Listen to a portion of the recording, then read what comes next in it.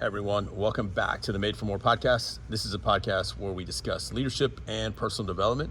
We want to make sure that we are growing as individuals so that we can motivate and inspire those around us, especially those that we lead. As leaders, it's very important that we do not pour from an empty cup. That is why development and growth are so important. In life, we come across coaches and teachers that make an impact in our lives. They can change the trajectory of our lives. Sometimes we get the opportunity to tell them that they made an impact. Sometimes we just carry that encouragement with us forever. And as a listener right now, think back to a coach or a teacher that made an impact in your life. As a father now, I have 2 daughters that I want to launch into life, not limit. And if you listen to the last 2 podcasts, or 3, we've talked about limiting leadership, and we don't want to limit our kids. We don't want people to limit us. So we're talking about my 2 daughters real quick, and I want them to be launched into life, not limited. It's about releasing control and allowing them to experience life, to join new challenges in life. They're going to encounter new teachers and new coaches, and I've released control because not all teachers and coaches will have the launching mindset, but few do. So this year, my oldest daughter experienced a setback, but the heart of her coaches that she has are ones that are push her. They push her, they challenge her, they care for her. These are coaches that are leaders, not because they lead a team, but they are leaders of young ladies on a dance team because they lead these young ladies to approach life with all that they have. With expertise, with hard work, with desire. And these are the types of coaches that I want my daughters to have. I think these are the types of coaches that every child should have. These are coaches that are all about launching and not limiting individuals. And today it's my pleasure to have on the Made for More podcast, Coach Kelly Mabry and Coach Lindy Hanson. Ladies, welcome to the podcast. Hey, we're here. We're so excited. That is a beautiful introduction. Thank you so much. Yeah, no doubt. So YouTube, if you're watching, you will see Lindy's on our left, Kelly's on our right. And so we're going to get to know these ladies over the moments here. But before we get going, any first-time listeners, just want to say thanks for listening. We cover books, interviews, conversations on this podcast. Really, right now, if you want any information about Made for More, you can go to madeformoreconsulting.com. It's the number 4. We have a course, we have a membership, we do one-on-one coaching. So, but today, I really wanted to approach today with these 2 coaches because I've just seen their heartbeat come out in the way they coach my daughter, but then also in the community. So, ladies, before we get started, we're going to have some fun. So 2 questions that I didn't tell you guys about. Oh no. Oh no. So who wants to go first? Kelly does. Okay, so Kelly, if you are... I'm a leader. She's a leader. Good leaders delegate. Yes, all if right? you... There you go. You're welcome. If you are a WWE superstar and they're about to call you down, what song do you come out to? Brick House. Brick... Oh, 100% Brick House. okay. That's my song. Nice. Okay, Lindy. I'm probably We know your song.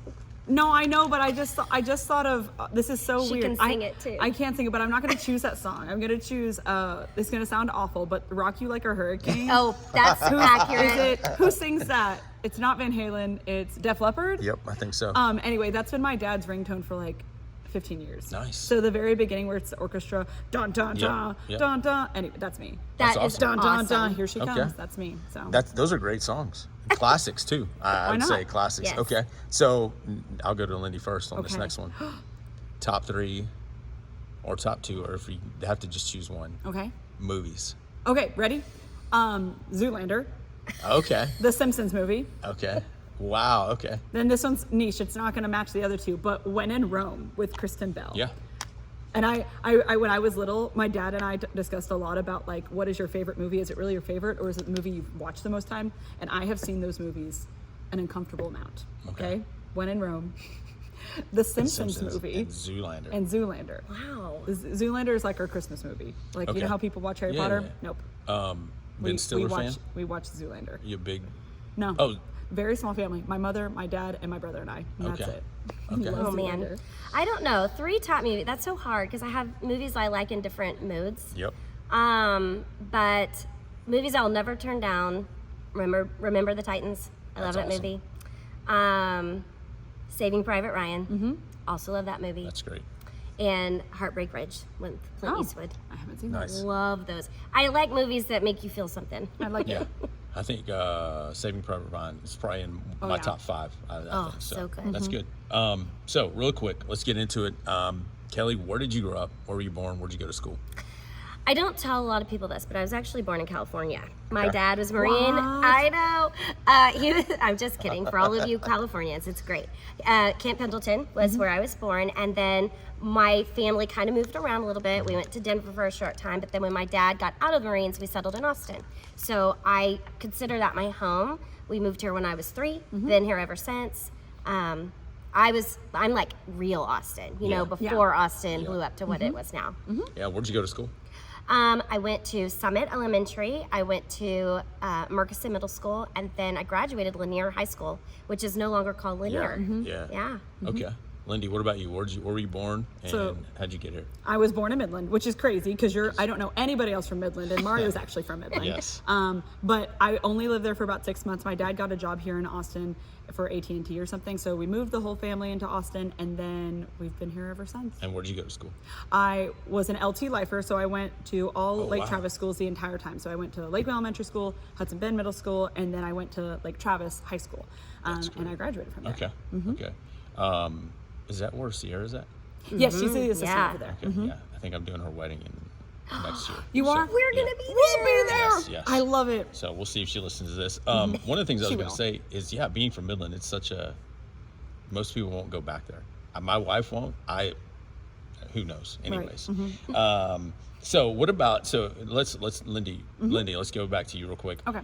Growing up in elementary, who was a teacher maybe that you remember right now that you go, man, this person made an impact? And why? So this will go into another thing later on, but I really struggled in school, so I had to actually get pulled out of class to learn how to read, how to write better. So my teacher is Miss McCauley. She was like my specialist teacher to help me learn how to just do normal basic human things like reading and writing. She was very hard on me. She did not ease up on me, and she was tough. Okay. And I had her all through my entire elementary school years, and she taught me a lot of how to be just a very confident, strong woman, and did not settle for other people to be short, or she just made me keep going. She was my biggest encourager. She was my hardest person to work with because she believed in me. So That's interesting, that the dichotomy or the swing of being hard on you, but it brings you confidence. Oh, yeah. Right? Because you're trying to learn, you're having to learn. Okay. because she knew I had it in me, and she was going to pull it out of me any shape or fashion. Yeah. So without her, I would have been much more delayed and behind my other kids that were in my class and whatnot. So I'm very grateful for her. Okay. Kelly, what about you? Well, Even if there's multiple, I just was curious. yeah, I have 2 people. I'm going to get emotional throughout this podcast. I don't know why I'm so sentimental today, but I am. Miss Nabhan, she was my 3rd grade teacher, Okay. and she was wonderful. I didn't really struggle. I was an early reader. I was older in my class. I actually went to kindergarten 2 times. We won't talk about why. That's okay. It's okay. But by the time I got to the 3rd grade, I was a shark in those reading rooms. You know what I mean? No minnows here. But she stands out to me because my parents got divorced when I was in her class, and I went into my little reading group and I couldn't stop crying. And she put me on her lap and she just let me cry. And she through all the other groups just held me, and I'm not crying because of that. It was just one of those moments where I had a real connection with the teacher. Yeah. But then my mom had been a stay-at-home mom when my dad and my mom divorced. And so in sharing that with her, she then went to our principal, who was Mr. Gray, and he called my mom and said, "You need a job." She was a certified teacher who had not been teaching, and she got a job at that elementary school because of my 3rd grade love teacher. that. So That is like those good old time stories of a town taking care of each other regardless of what happens. it was very special. I still remember it, and that was, I won't tell you how old I am, but it was very many years ago.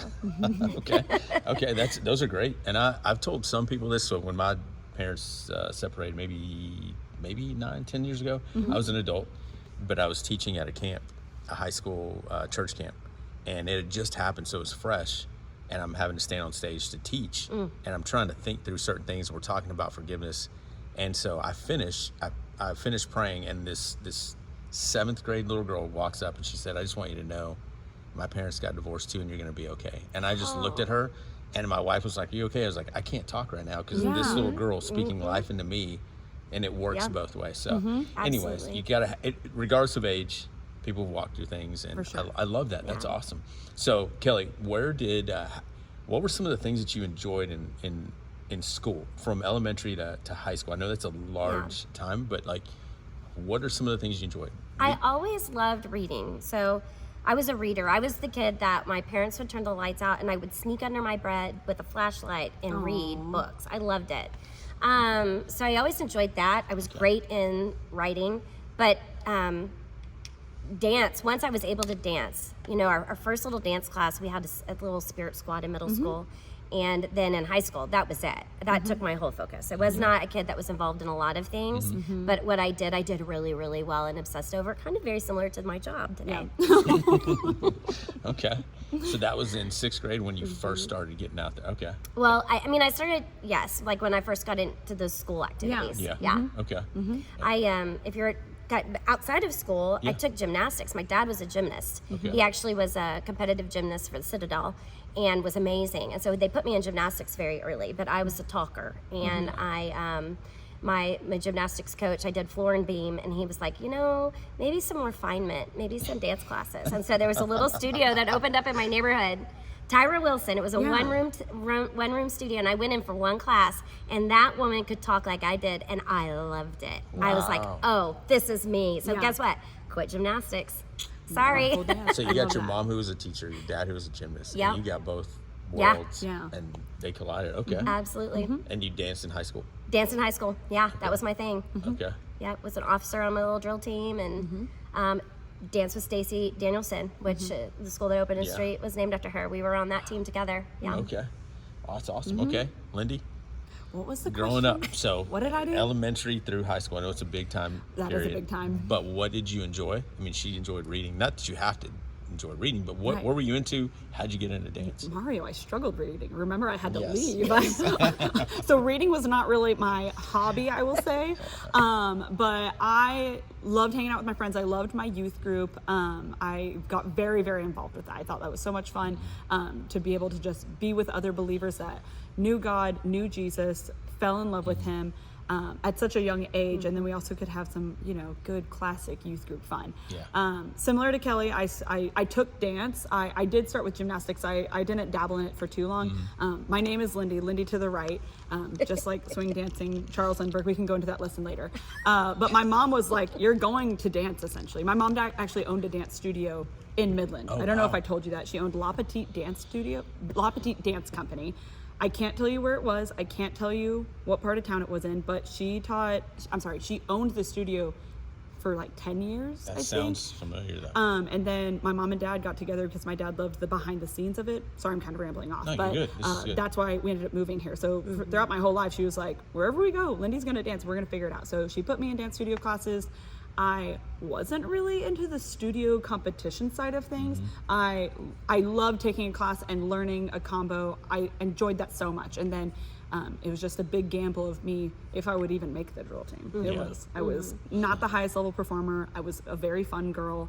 I was there to have a good time and to make some friends, because that's the best way to make friends is to go into a dance class. Yes. So that essentially was my big thing that I started doing was dance, and got super involved and just fell in love with the art of drill team and all that it is. Awesome. Yeah. Okay. So Kelly, real quick follow up. What would you enjoy reading? Oh man, I like fiction, so I still do to this. Some self-help books. I read a lot of leadership books, but yeah, I love the Babysitter's Club and Sweet Valley High, and all of those, and then the classic romance novels. I think not the trashy ones, the classic ones. Right. We turned on the TV the other day, and Charlotte's Web was on the Oh yeah. on the TV. I don't know what it was. I told Allie, you know how many times we had to read that freaking book through elementary, middle school, do the assessment. She still dies. I'm like, but that's what we had to read. And that and Old Yeller. And Old Yeller, where the red fern grows. Where the red fern grows. Oh, Oh White my gosh. Fang. Yes, Oh yeah, yes. all of them. Okay. And then Lindy, your church, growing up, when did you get involved in that? Like, When did you know that was it from an early age? Or? Yeah, I went to Lake Travis United Methodist, and so I got confirmed in the church, and that was kind of the initiation. It was like, how do we get these 6th graders involved? Oh, let's put them in a classroom together and make them get to know each other. Yeah.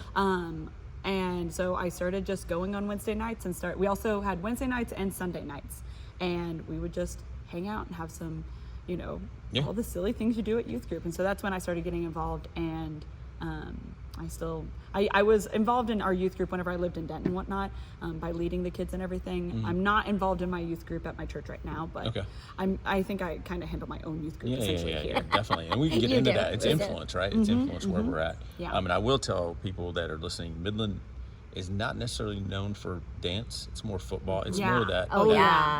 But when we moved here, it was like, I'm telling you, when we moved here, we were like, okay, this is areas dance. Oh yeah. Football is like second sometimes. Yeah. Here. Right. So, anyways, so We agree. We agree 100%. 100%. yeah. What about y'all's grades, Kelly? How were your grades? I was a solid student. Yeah. I'd say my weakest was math, not because I couldn't do it, because I lacked interest. But yeah, I was a solid A-B kid. You didn't really have to worry about me except for geometry. I still remember that teacher. Yeah. Oh. It was rough, but we're fine. You're still working through it. I'm still working through it. Okay. Trauma. Okay. That's so funny. And Lindy, I know you said you were learning how to read, and And so was that a struggle? Like grades? For sure, yeah. At the time when they started figuring out I had learning disabilities. Yeah. They didn't really have names for them. Yeah. So Yeah. I didn't have dyslexia. I had something else, I can't remember the name of it, but the connection from my brain to my fingers to type wasn't there. So Dysgraphia? Is that what it's called? Dysgraphia, They yeah. didn't. Okay. I don't think that they had a name for it until I was like a senior in high school, and then it was like they're not diagnosing you when you're a senior. They're like, go on and get out, go to real life. It doesn't follow you anyway. Yeah, it doesn't follow you anyways. But writing things was just a huge struggle for me. So, but what's weird is I loved learning. Like, I thought it was so much fun to be in the room and to be able to get information. It might not have gone into my brain, but I loved the environment that instilled in it.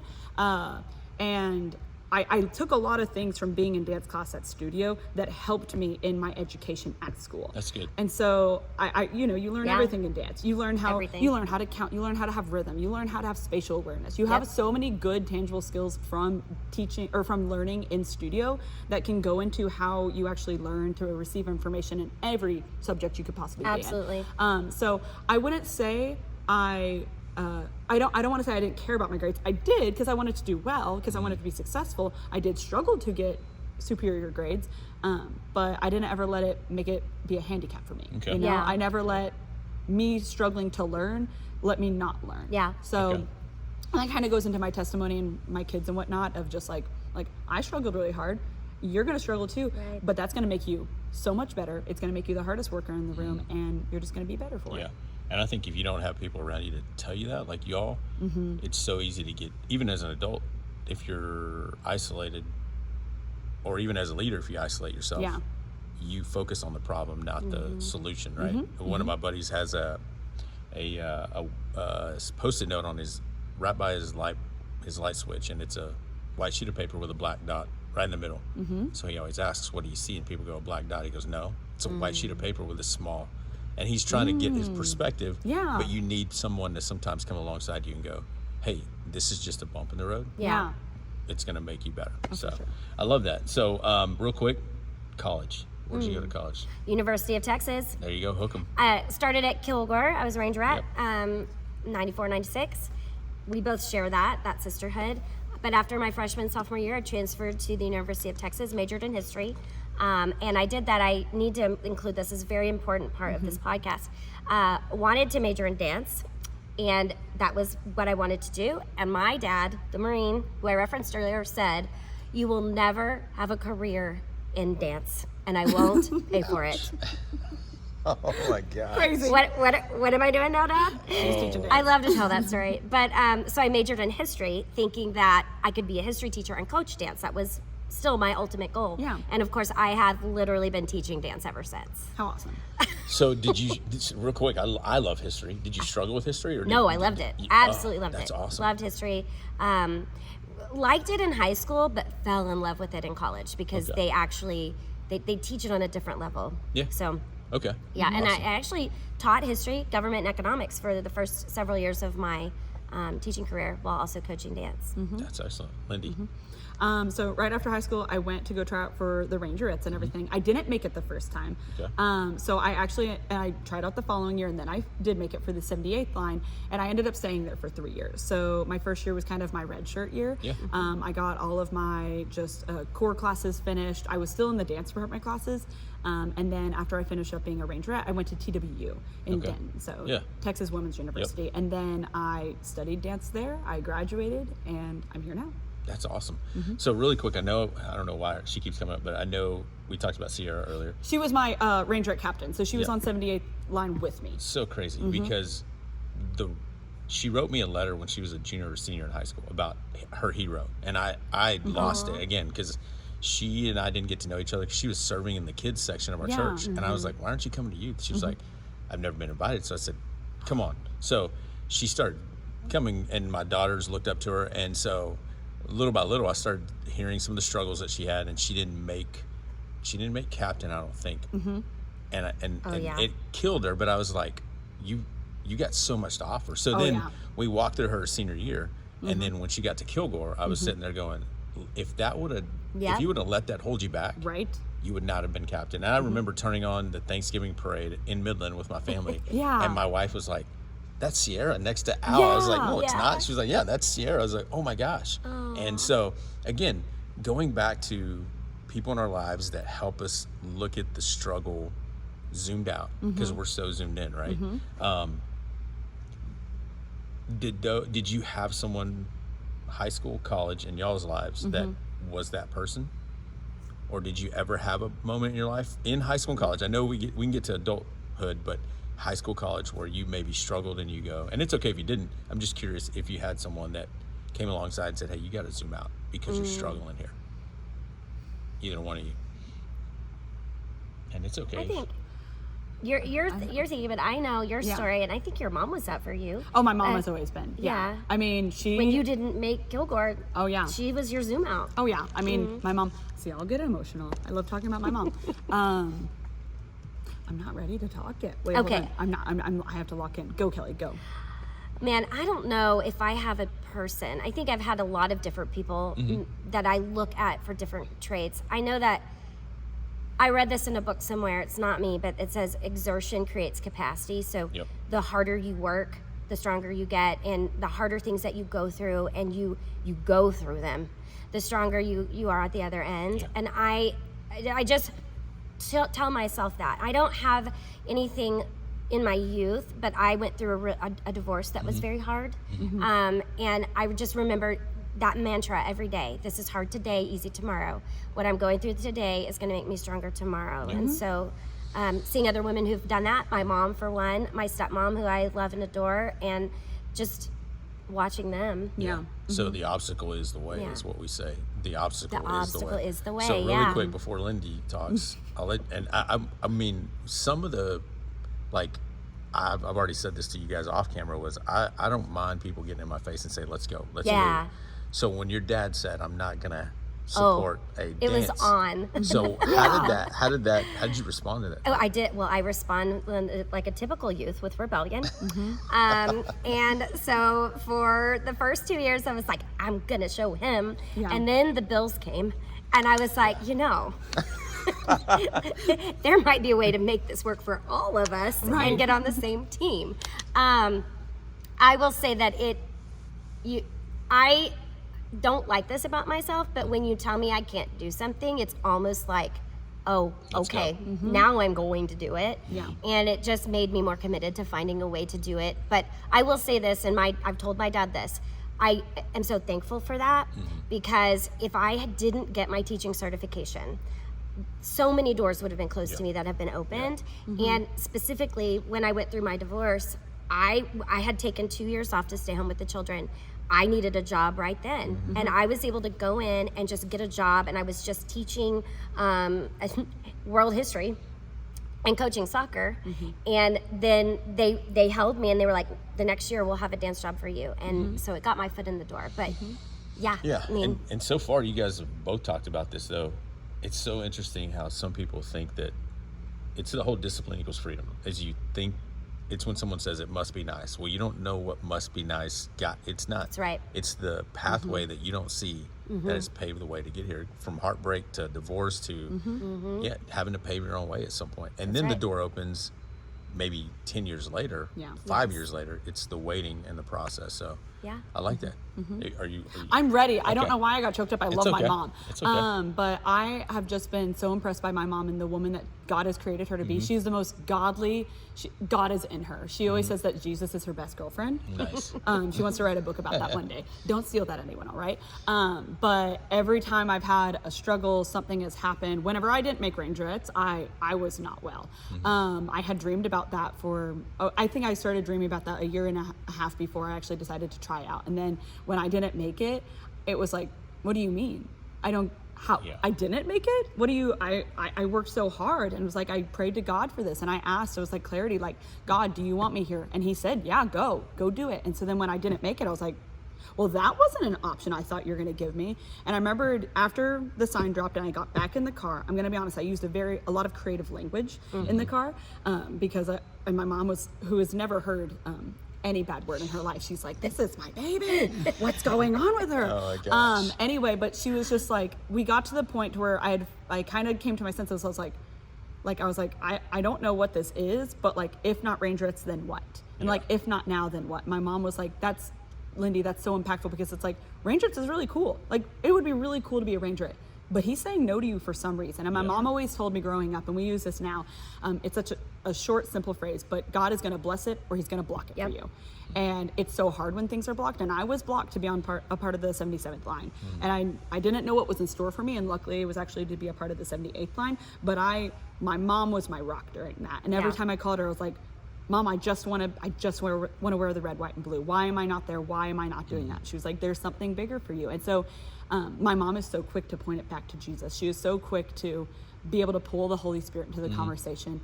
I have a lot of my confidence from my mom. And so she always also says, like, you're kind of talking about don't look at the black dot, look at the white paper that's around it. She always is like, people always say your high school years are your best years. And she's like, that's a lie. Your entire life is your best years. The years that you have children are your best years. When you're finally becoming an adult, those are your best years. And that kind of gives me the optimism to know that there's so much more to life than what these girls are doing right now. It's such important things that they're learning from us and from learning from their teammates. Right. But these are just skills that you get to learn to be able to transfer into the rest of your life. Right. And so anyway, my mom, she's my person, and she's my zoomer outer. What did you call it? Yeah, they just help you zoom out. That's good. That's good. But so really quick on that note, do you, and I'm sure it's a yes, but do you use what you both have went through to teach these girls? Yes. Every day. Every day. Like Lindy said, I mean, we come in and we start our day praying together. And it's funny, we don't know what's going to come at us every day, because public education, you just don't know what's going to walk through your door. For sure. But it's always a reminder of, this is important. We want to represent Glen High School and do a really great job as a dance team. That's what our job is, number one. But if that's all we do, we have failed, because we're here for a bigger purpose than that. I'm sorry, I just spilled my coffee on me. Fix your little lapel. What's wrong? Tell you, it's been like that the entire time. And I just spilled coffee on me. Oh gosh. It's okay. I'm also gonna take a keep it in. Don't edit that out. This is real. That's funny, because like anything that, there's times that I'll do this on purpose, and my wife is across. She's like, she's doing this. I'm like, so I'll go like this even more, because she can't stand watching somebody's sleeve being folded up or whatnot. Right? So, That's funny. My goodness. Okay, no, that's good. And like you said, I think education in itself is not a struggle, but a challenge, right? Being on that side of it. And then I say expectations, that the unset expectations that parents probably have on you, those are a lot as well. And you're not here to babysit, but what you do is equip our daughters and young men, and we'll get into that. But anyways, I love y'all's answers so far. Love getting to know y'all a little bit. So so far so good. What how did you, so Lindy, we'll start with you. How did you get here? How did I get here? Yep. Like this job? Yep. I graduated, and my dad said, you are not going to go get a job that is not something that you've worked thousands of hours for. And so, Ironic, Dad. Ironic. I know. Good job, Dad. He's like, wait, no, not gonna get. Wait, no. Because my dad said the opposite. Yeah, your dad That's said right. the opposite. Yes, My dad yes. was like, you're not gonna have just spent all this money doing a dance degree to not go teach dance, Lindy. And he was right. And so, so Katie Reeves, she was the head director before Kelly. She's the one who started this program. She was actually, when I was in high school and my director got pregnant, she was her long-term sub. So I met Katie when I was a freshman in high school. Okay. And then she ended up becoming my ranger at Forever. And she was my first person I texted. I was like, hey, Katie, I graduated. I want to teach dance. Do you know if anyone's hiring anywhere? She was like, I'm not going to tell you where because they're hiring here. I want you to come work here. And so she helped talk with our principal at the time of getting a full-time assistant position, because at the time it was just a part-time. So Amy Moran was the assistant, but she was bouncing back and forth from also teaching classes and everything. So they needed somebody who was a full-time dance teacher who could be in here with Katie at the same time. And so I got the job and I'm here today. Awesome. If that kind of answers. That answer's great. I think it goes back to a leadership lesson of, I try to tell a lot of, I think adults, most of the time, they don't remember that it's not what you know, it's who you know some of the times. Oh, yeah. And it's I mean, I hate the word networking, but it's community. Yeah. It's knowing, hey, you never know. Again, a clear example is Tanner and Jody. I grew up with Yes. with Tanner. We played baseball together ever since we were small. And his brother hung out with us. My wife sang in Jody and Tanner's wedding. And then we move here and we're both in the stands at Danielson. And I see Tanner, I'm like, what are you doing here? And he goes, my daughter goes here. I go, so does my daughter. And we hadn't seen each other in years. Right. And I hung out with his younger brother before. I was part of his younger brother's in my wedding, mine and Jamie's wedding. And again, we see Jody. And here's what's even crazier is Jody was working for one of my best friends for Dell. And so it was all these things coming intertwined. And then some of the stuff that we've been going through with Jody, just being able to go, okay, God brought everybody together from Greenwood, this small town, back together with a bigger community. And again, it's not what you know, it's who you know. So anyways, thankful for that. So Kelly, what about you? How did you get here? My story's a little bit longer. Yeah, I'm a little go for older. I first started at teaching dance at the high school level. I was the assistant director at Anderson High School for a couple of years. Then I went to Lampasas and loved the high school level. I mentioned I went through a divorce and I needed something that I had more time at home with my two young girls. So I went to the middle school level and got a job at 4 Points over by Vandergrift. Loved it. Learned so much about how to feed a high school really quality dancers, because I worked with Holly Lyons over at the Vandergrift and kind of, what do you need? And pumped girls her away. And then when they opened Danielson, I prayed that I would get that job. I mentioned that I'd gone to school with Stacy, who the school was named after, and it was going to be closer to home. And God just opened that door. All the stars aligned, and I got that job to open Danielson Middle School, which is right across the street from us. And I need to say that I loved doing that. So teaching middle school, I loved teaching at every level, but I was really good at that. And it was almost, I don't know if you've ever been so good at a job, it just kind of was autopilot, you know? Like I didn't have to worry about anything. That we had no issues. Everybody was happy. We were successful. I was friends with Katie Reeves, who was the director here, and for personal reasons, she was going to relocate. And so she let me know the job was going to be open. And at first, I never once thought about applying for this job when I first knew that she was going to be leaving, because I was so happy what I was doing. But then, you know, God lays something on you sometimes. And so my daughter was about to graduate. I was going to be an empty nester. And then this little one bounces across the street one day. And she comes into my office and she's just networking, right? She's just finding out who I am. And you asked me that question about how do you stay motivated every day? Yeah. And do you remember my answer? So I told her, you know, there are good days and bad days, but you know, those days that are really hard, you find that one kid in that room and you teach that one kid. You know, the one that's eager there. You if that's the only kid you teach that day, you do that. And she was just this sponge, and we just had such a great friendship connection. So then I went home and I'm sorry. You're good. I felt this pull, and so I called Katie and I said, what would you think about if I applied for the job? And she was like, oh yes, you would be great for that. Please apply. So I applied, and keep in mind that I had taught those dancers 6th and 7th grade, and they're about to come over to Glenn. So I would actually get to follow my dancers and have them for this senior class right now. I've taught for 6 years, which is amazing. That's awesome. But this is a long story, but I'll say, you know, I knew the minute I started preparing for that interview, I was like, this is where I'm supposed to be, that I need to build a program here. And we'll get into kind of why Glenn hadn't been growing up till that point. But I knew that was my purpose in that moment. And I was sitting in my car waiting for my interview time, because I'm typically very early for everything, and I didn't want to make them scared. Like, why is this lady here so early? And I said a little prayer, and I called my husband, and he was like, you walk into that interview like God sent you, because he did. So I get out of my car and I'm walking in, and Dr. Miller, who ran my interview, later on, he hires me, obviously. He said, I was standing in my office and just happened to look out of the window when you walked from your Jeep into the building, and he said, that woman is walking in here to get this job. And I thought, oh my gosh, in that moment, you know, like, anyway. That's great. That's how I got here, and I, you know. Yeah. I love that. Again, both of y'all are saying things that I love that you guys got to know each other. On the other side of it, as a parent, again, I don't know if Allie's ever told you, but I'll never forget her joining dance. Like, ever since she was a kid, her and my youngest, whether it's Frozen, whether it was it's DJ Unk, two-step, all these things that I would have them listen to, hip-hop and all this stuff. Well, she's going into dance, and you were her teacher, but then you moved here, and she thought her world was going to fall apart. And we're like, girl, you have to look, you get to look forward to that. And so there was an adjustment there through a couple of coaches, but again, just so interesting that you were there, I think, when she first got there, but she was ready.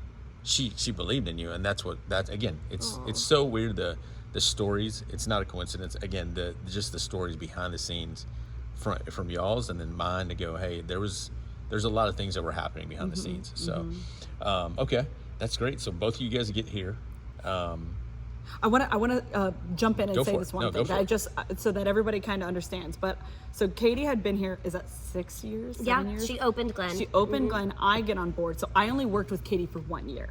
So I was an assistant, and then people asked me, oh, do you want to apply to be the head?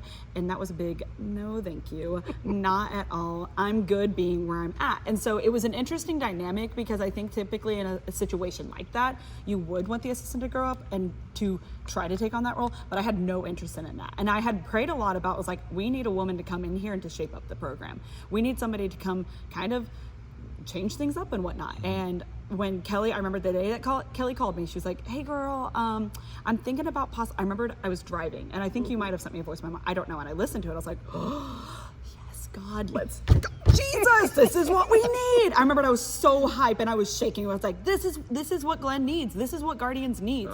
And so it was really exciting when all the dominoes fell correctly. Is that the phrase? Dominoes, yeah. Dominoes, right. God just worked in ways that we needed him to work. And so it's been a blessing ever since. And so it's been, most of my time at Glenn has been with Kelly. And so that's all I've ever really known. And it's been super awesome. Awesome. That's awesome. So real quick, is there anything that we need to know why you didn't want to take that position, or is that I don't feel like my first year I had learned a lot from Katie. I don't feel like I had become qualified, and I don't feel like I was mature enough to handle that quite yet. There was a lot of things happening at Glenn that I think were very unique, and once I kind of shared a couple of things that happened to me that first year, I was really glad I decided not to take that head director position. There were some things I wasn't prepared to handle. I hadn't been equipped. I hadn't been trained on how to handle certain parent situations, student situations. And Katie taught me a lot, but there are certain things I was just not prepared to do. So I wasn't really, it's a lot of work to be the head director, Kelly can tell you. And Kelly has done a great job of helping me feel I'm not just the assistant to her, but I'm the assistant to the dance program, and that I'm assisting all of these kids. And so my role is a little bit different than what people would normally say as an assistant. I'm more of, we're partners, and we're co-teachers, and we do everything together. And it's very much, I feel like it's both of our programs. It's not Kelly's program and then Lindy's here to kind of supervise if need be, you know? So important, Yeah, and so I've really loved my role and how Kelly has helped to kind of distinguish what that's supposed to look like. And to, I don't want to be the head director. I'm going to be honest. I'm very content with where I'm at. I feel very at peace. No, I'm cool with our dynamic right now. I am A-okay with it, so. So, how does, so if we move away from dance for a second, leadership wise, how do you both, you're both different individuals, obviously.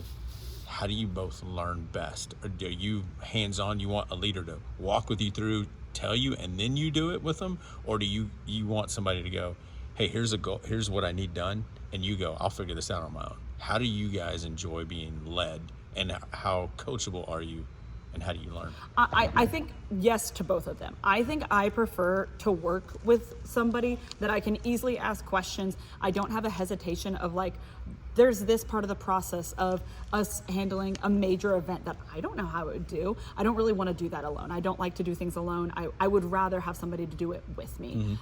So I think there's several things of different events that we've had to set up where we've had to get a guideline, but Kelly's very creative in figuring out the logistics and the very small minute details, minute, whatever that word is, okay? And she really helps guide that along. And so I think I prefer learning in both ways. Yeah. No, that's great. That's great. For me, learning, I've changed. I think I was one way when I was younger, where I liked a model, like show me and let me copy and let me do.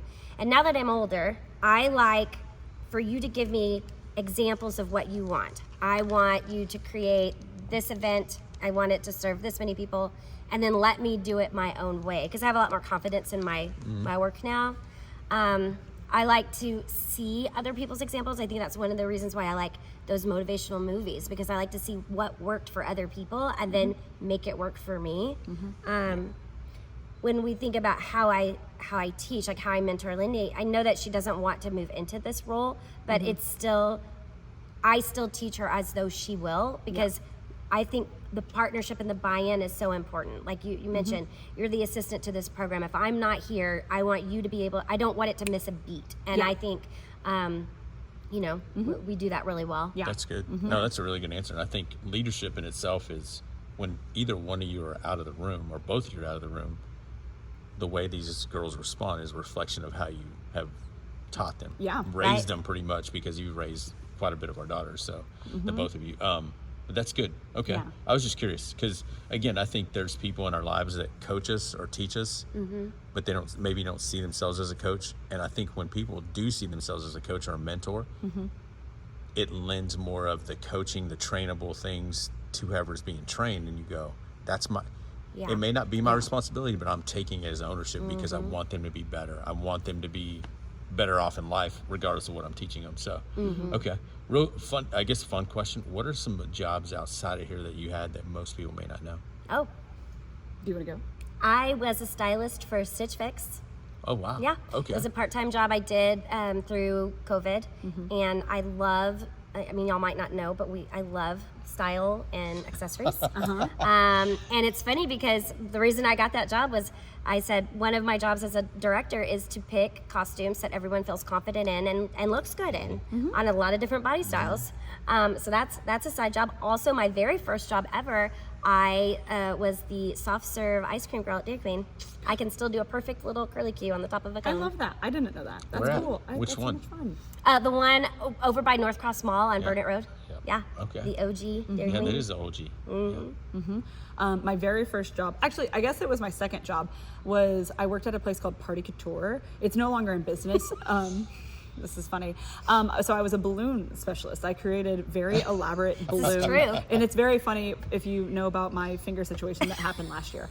But essentially it was a boutique party city. So the front was like little knickknacks, cute little gifts that women just love, you know, like the napkins that say live, laugh, love, okay? And stuff like that you would get your mom for Christmas. Right. And then the back was all of your typical party supply themed stuff for plates, cups, napkins, all that. And then our big thing was balloons. My gosh, I've blown up so many balloons in my time. So, Okay. yeah. Okay. And we're still doing them for our breakfast now. We are. Well, I'm not.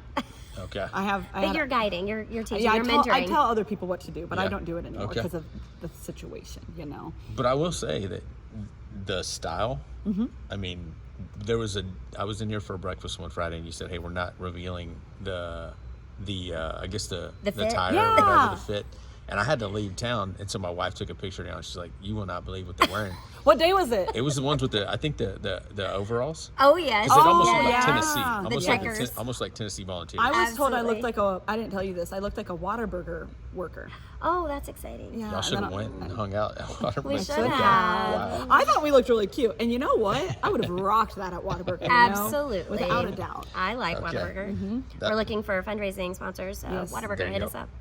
Yes, if you know, hey, let's go. Get us a 'em. patty melt or a number 13 box combo, whatever you want. So again, since we're on the fun thing, what's something that you go, your all-time favorite meal? If this was your last meal, what would Oh, it be? that's you Oh. asked her the wrong question. Oh, no, Tell the Mark. philosophy. Mario, I don't have a proper philosophy, okay? I have a philosophy that every meal might be Get my ready. last meal. So it should be a good meal, you know? I don't think like, Yes. oh, it's like sometimes you'll just get like the chicken and it's just Or gonna like be the okay. salad. The salad. Yeah. No, there's I'm no like, salad with Lindy. no, what if something happens and this is it? This is it. Like I love eating a good steak, you know. It's like There you I go. do like finer things in life. I will spend way more on my meals than a normal person. Like I'll add the extra sides, the dressings. Like, oh, mac and Yeah. cheese, the side is $5. Give it to Give it to me. you. Okay? Yeah. So I don't know. It's why it's so fun to go out to eat with Yeah. her, because with your other girlfriends, you're like, I'm gonna take the wedge salad, no dressing. I'm just gonna eat the lettuce. We are But not here for us. the wedge No. salad. I We're need like, I need protein. Yeah. That's a waste. Yeah. Yeah, steak all the way. Okay. I don't know. I love macaroni and cheese, homemade. That's a delicacy that I don't eat often, and I'll never pass up my husband's ribeye. No better. Awesome. I don't even buy steak anymore when we go out. Yeah. Because Mr. Mabry can make a ribeye like no one else. So That's probably that. Oh yeah. So steak. You guys are awesome. I love that. I love that. I think our girls get tired of steak. Yeah. That's a big How thing. nice that you can get tired of steak. Wow. What Right? about I'm telling you. Raise 'em right, raise 'em right. protein. Yeah. Okay. Well, I'm trying to think of some fun questions before we get into like the next part of this. But yeah, any who's someone that maybe have you ever met somebody famous that you were just like awestruck? Mentor that you met? I haven't met anyone who is awestruck me, but I have two funny memories when I was a Rangerette. I grew up, my mom loved country music, and there's a singer named Janie Fricke, Okay. and she sang these songs, and we performed at the George W. Bush inauguration event, and Janie Fricke was singing. And I was in my little Rangerette uniform, and I was so excited, and I went up to her. I understand this now, but I didn't understand it back then. Yeah. But I went to her and I said, can I get your autograph? I'm so excited to meet you. My mom loves you. And she goes, and turned and walked away. I know. And I was like, Oh my because it gosh. was like, my mom loves Yeah. you. Like, Not why did I I love not you. say? That's funny. Now that I am 50, I Yeah. get it. That's Janie, I hilarious. apologize. But my other one is I got to dance with George W. Bush. That's so cool. Yeah. That's And that was very exciting. I'm sure he remembers it. that's George legit. remembers it? I'm sure. He was like, yeah, I saw Kelly. Well, at the time, you would have been I'm Kelly. sure. You would have been Kelly Moore, right? Would you Yeah, been- it was Kelly Moore at the Kelly Moore, time. look at her getting those kicks out Getting there. there, She's yes. crushing it. That's so funny. That's good. Those Yeah. are good memories. Yeah, that. I can't think of a famous person I've personally met. I've Yeah. seen a lot of them. Yeah. Like I've seen Zac Efron in person. I've seen what's that movie Monty Python? Oh my gosh. Oh, The yeah. John Cleese, Yes. right? He sat this close to me at a sushi restaurant in Las Vegas. My parents took me to Las Vegas when I was in 7th grade. We weren't doing anything crazy. We were just there to eat dinner, and then we left, which was crazy. But John Cleese and I just looked at him. I was like, you look like you have famous vibes. And everyone, I didn't say that to him, but I was like, everyone in the restaurant was like, and I'm just sitting there. I'm like, I have no idea who you are my because I've never gosh. seen Monty Wow. Python. I was in 7th grade, you know. And then Okay. but no, I didn't talk to John Cleese. No. I Okay. mean, he didn't ask me any questions. That was his fault. That's Okay? his fault. That's his He missed loss. that opportunity to ask 7th grade Lindy. Who's on your playlist right now? Who are you playing right now on your playlist? I love Lainey. Chris Okay. Stapleton. Chris Stapleton. I love Spencer Sutherland. Nobody knows who he is. I play a lot of country because we don't dance to it. I know that's crazy, but I like to zone out when I'm, in the car. And if it's something I've danced to ever, and I've been doing this for 21 years, Yeah. I can't. I have to skip it on the radio. This PTSD. I know. Yeah. You remember all of the practices with that. I'll play, like, we're driving and I have mine on shuffle, and I had like Brooks and Dunn come on, and my daughter's like, please change that song. I'm like, she remembers being in middle school or here. That's so and I'm funny. like, why? She's like, just please change it. And then I'll go, I think I saw you dance to this. She's like, please change the song. Please change it. Yeah. Yeah. So I was recently doing a wedding in Colorado, and I'd never heard the song Easton Corbin. Have you ever heard him? Okay, country singer. Easton Corbin, the groom was walking out to it, so I texted him after. I said, man, I gotta know who this guy is. Yeah. And so Easton Corbin, if you haven't listened to him, I will. an amazing, I grew up on, I guess, like Alan Jackson. Yes, my wife yes. can't stand who I love Dwight Yoakam. Okay. I don't know why, but I do, because he's old school. Plays the best villain in Panic Room, if you've ever watched Panic Room. Anyways, and Post Malone, of all things, I think. yeah. Posty's a Mario. good. He's good. That's Love Post Malone. Yeah. Fun fact: my mom's like on his a fan page, like not president, but she's up there. Get in out. She has all his collectible things. I'm like, Mom, okay, that's. Does she have the interesting. collectible Cane's cups? Yeah, she has all of them. That's She has the crazy. Budweiser or Bud Light or the cans, all those things. That's Yeah, crazy. they go to Cane's just for those cups. They went for them. Oh my goodness. She has 100 too. blankets. She has all kinds of stuff. So That's hilarious. anyways, okay, so now on to let's get. I think it's fun to break that up so that people yeah. can get to know you a little bit. So if you weren't a teacher or a dance, you can't be a teacher or a coach. What would you be? You don't know. I'm you thinking. do, or you? No, I would crush it as a personal shopper for rich people. I say that because I wouldn't be able to do it. I'm not a discount girl. I can't go. I need to be. I'm a teacher, but I'm not. That's not where I'm skilled, right? Okay, so but you got a big gala to go to. I'm your girl. I can represent as a personal shopper. I love it. Balling on a budget. Right? Yeah, budget. all are on a budget, spending other people's money. So Let's go. on that note, are you like can you crush it in an event, like an event planning? Oh yeah, I mean, have you seen our show? Our exactly. banquet? Okay. Oh my gosh, Okay. yes. Unlimited funds. Yes. There you Unlimited go. funds, right? Mine is the opposite, and it goes against my dad's philosophy for me. But I would go work at Trader Joe's Oh. Okay. because I love the people at Trader Joe's. Their whole thing is to make you feel good and great. And they're like, "How's your day going?" And they're passing by, and they're picking up that cheddar cheese, and they're like, "This cheddar cheese is so good. You're gonna love eating this later." I'm like, Hey, when I'm personal shopping, I will come to your Trader Joe's. Exactly. great. I There you love go. it. You It'll be guys so have it fun. planned out. What is your go-to drink as far as coffee?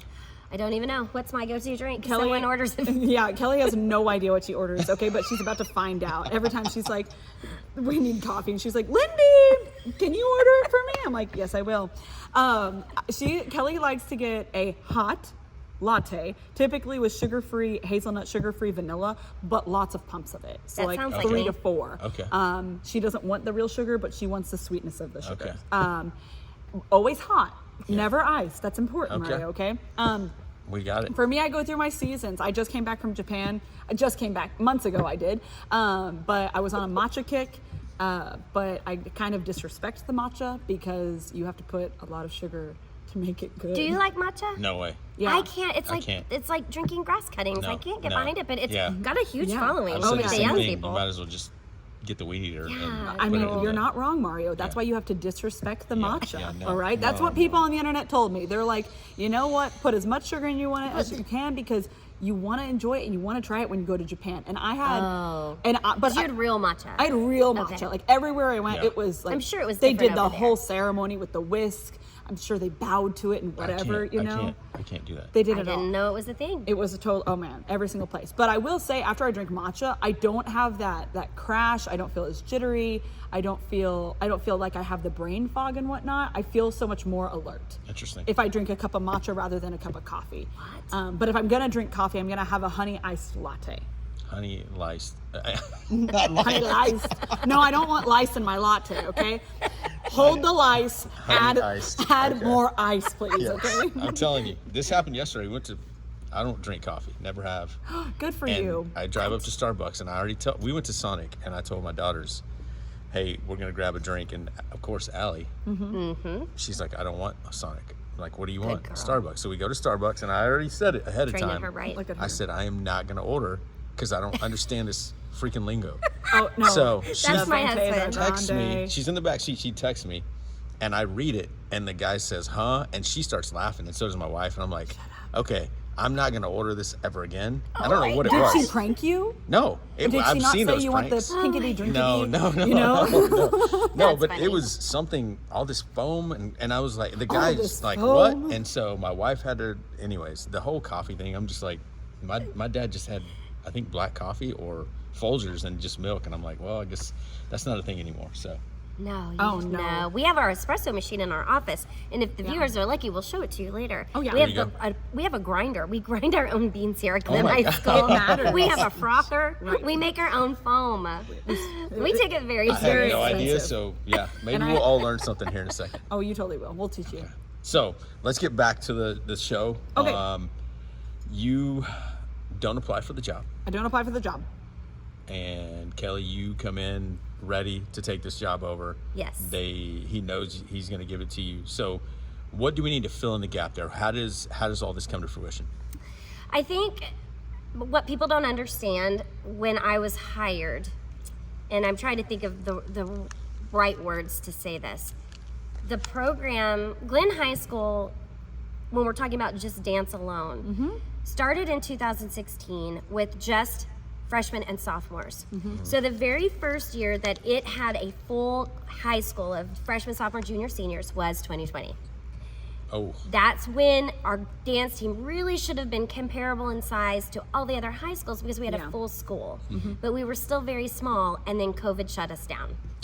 Then 2021 is a rebuild year, and if you look up above us, you can see all of those composite pictures have the awards that we've won above them. There's one that is blank, that is 2020. So right there, we come apart.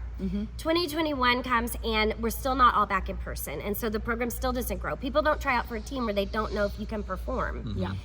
So it was 2022 when we're really starting to get the wheels going, and that's when I get hired. Okay. And they said we need to build a team, and specifically a team that is diverse in the fact that our school is very diverse. It's different than other parts of Leander. So our team needs to look different. It needs to model the student body. And can we attract students of all of the different cultures and backgrounds to want to join the team? And I had a vision for that. And I was hired to do just that, to build a program and to give people, students, dancers, a place to go to do this art.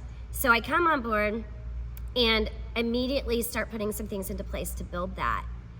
And I think there was a disconnect with what the district needed, what our school wanted, and what the current dancer and their families expected. that could be a headache. It's hard. And a mass like dysfunction.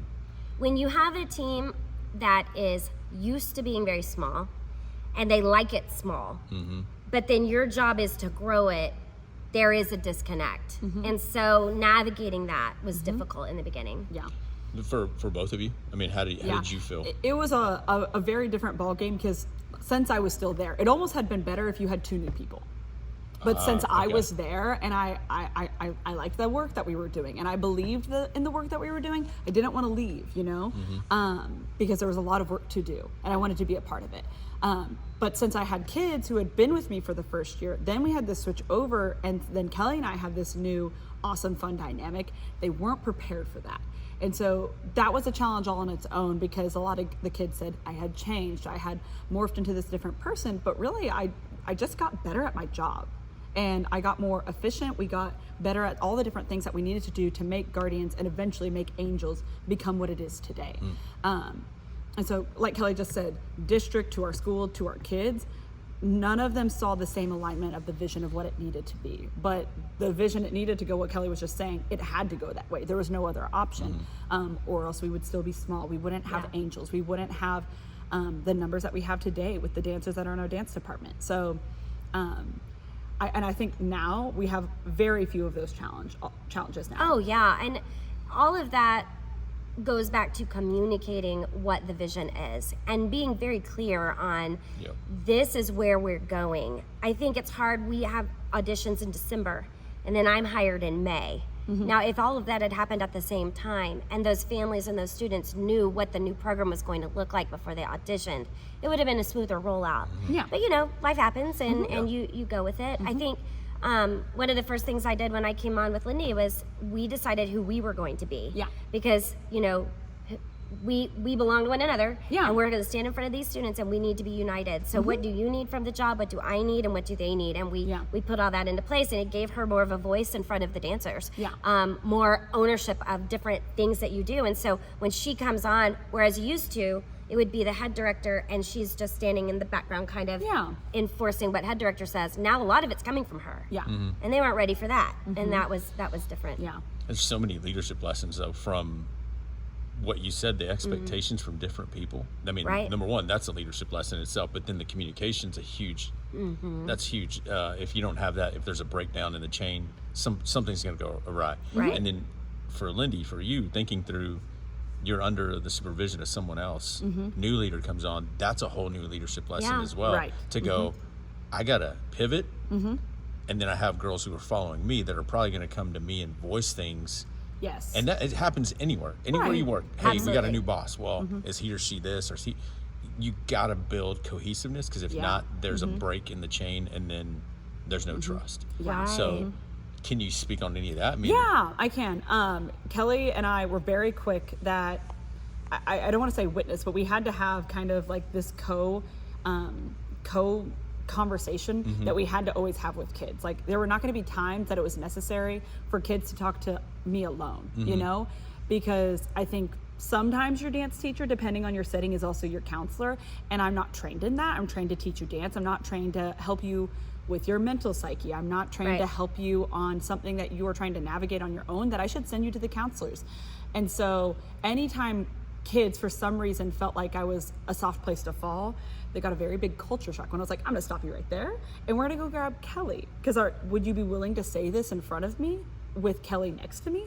And typically conversations were shut down, because once I stopped giving, if I didn't give them an ear to it, and then they weren't willing to say it in front of Kelly, a lot of the things that I think, I want to say, made our team a little bit soft, where our team has now grown a lot to be harder and stronger, that has helped bridge that gap. And so anytime there's that chance where it's like, I'm not really sure about this, I don't want to give you the wrong answer, because it's better if somebody's going to ask you a question to say, I don't have the answer to that right now, let me get back to you, or let's hold that thought, let's go grab Kelly and let's have this conversation together. Because then that makes us look like a united front. Like, I'm not gonna, because Kelly and I don't keep secrets from each other. We tell each other every single thing. We're together. Our office is so tiny. It is a very, very small It's like a bathroom. It's not a possible way for me to not keep anything from Kelly. So and the same is true on the other end. I don't have personal conversations about students without her. I just, because whatever they tell me, I'm going to tell her, and it's better to get it from the dancers. So we do those one-on-one conferences at the end of the first 6 weeks. We have every dancer sign up for a time to come talk to us, because it's so important that they feel comfortable. And they do have, I think, a healthy, I don't like to use the word fear, but it's like respect, healthy fear of not wanting to disappoint, wanting to impress.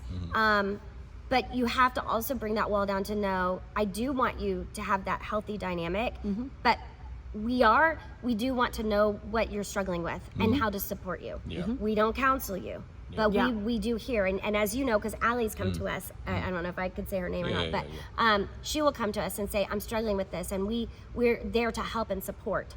But the days of coming into the office and laying on the floor and crying because of a breakup, that doesn't happen. We're not the space to hear that. We're not the space for that. And I think that's again, it's so interesting being a dad.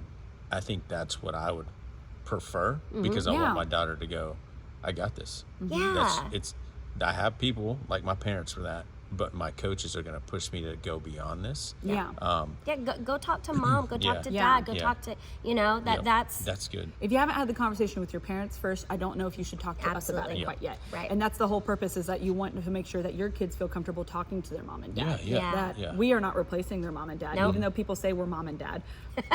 You need to go talk to your real biological or your guardians that are living in the same house as you. Your real ones. And I think in all that, again, all this leadership stuff is really good, because Kelly, you were saying something earlier about not keeping something from each other and being, a united front. And Jamie and I yesterday were talking on a podcast about when, again, we were talking about David and Saul in the Bible. And Saul, I don't think was afraid that David would, I think Saul was afraid that David would succeed without his armor. So he put his armor on David, and David was like, I can't do that. I'm my own person. So my leadership lesson was with Saul to go, when leaders micromanage and control, your team feels that and they go, hold on, I have my own talents. I need your support and your encouragement. And what we were talking about yesterday was that's who you guys are. And I believe that when you have a culture where if you coddle a lot and you micromanage and control a lot, your team goes, whether it's adults or kids, they go, I know what they're going to say. They're going to tell us this. But if you have somebody who empowers you and makes you think different, they know, I trust them, they care for me, and I come talk to them. Yeah. And I don't think it's like you said, it's not fear, it's that you empower them, but you're adults when you walk in here. And even though you're young ladies, we're gonna treat you like a leader or so I think everything that you guys just mentioned, both of you starting here, building what you have, and we'll get into that, but that's a lot of leadership lesson just in itself. Yeah. Having the two of you have to come together and to create what's our foundation together. I mean, I love that you guys discuss that so that you are a united front rather than, hey, you can't say this when I'm not around, and it's trust, obviously. Oh yeah. I will say, jumping on the trust, I trust her implicitly, like with everything. I don't have any hesitation. I don't feel like she's trying to sabotage me or that she wants to get my job. I don't feel like she's saying one thing to parents and saying another thing to me. I've never once had that thought. And I know that some other coaches might feel that way, especially when you have someone who wants your job someday. That can be, that I could get to where that might be a lack of trust, but I don't ever feel that way about her. And I know, I'm going to speak for her, she didn't feel that way about me. Because I trust Kelly. Yeah. I'll give her my right arm. And I would right give leg. you also my left one, not my right one. Well, which one's your better one? Well, I'm giving you my better one. I You should give me appreciate your better it. one. Okay, fine. I'll give you my right. Thank you. One. Okay. So on Perfect. that, And then we're going to be balanced. Okay, good. Because then you have my right and I'll have your right. So it's that's fine. perfect. Okay, you're Okay, welcome. great. Perfect. on that note, the dynamics of leadership, speaking on that, are you a person that can embrace conflict? Are you someone who goes no? Are you someone who steps into that? It depends on the day. Okay. You guys are obviously laughing, so I hear you guys talking. That's why I'm like, I've worked with my best friend where I go, bro, you can't do that. And he's like, well, why? Well, let's go to the back and we're gonna have this conversation, not in front of our team, because I can't, I gotta tell you, this is the way we're leading together. But there's still moments, even in a marriage, where you got to have a united front, but it doesn't mean that we're not going to always see eye to eye, but we have to have a conversation. But my wife is definitely not like me in confrontation. So I'm curious how you guys deal with that together. So, well, let's talk confrontation with each other or confrontation with other people? With each other. Oh, okay. We're head on. It's very aggressive. We're head on. And it rarely happens, ironically. Yeah. Okay. I will say that I mentioned that we pray together, and I do think that helps. Two things. We pray in the morning, and then she has a philosophy, which I adopt, and you don't let your head hit the pillow at night with things left unsaid, because you don't want to carry it into the next day. Right. And so with those two things, it really helps us. I think in our whole entire 3 years together, we've had 2 times that we've and it usually starts like this. We're Lindy, about to have one right now. We're about to have one right now. You ready? Hold on, buckle up. No, I'll be like, Lindy, I've got to tell you, I was not happy about XYZ. And she'll be like, well, Kelly, thank you for sharing that. I was also not happy with GHI or whatever. Yeah. And then we have I'm like, well, blah, blah, blah. Well, blah, blah, blah. It's usually quick and short. And then it's like, okay. Right. But we don't hold on to it. And we also never in front of the team. Yeah. Ever.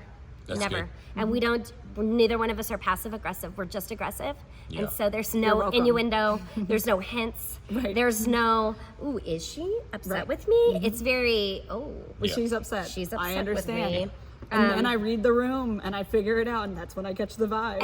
And with me, this last time, I very, very much read the room. It was a very short read, but I got it. She got it.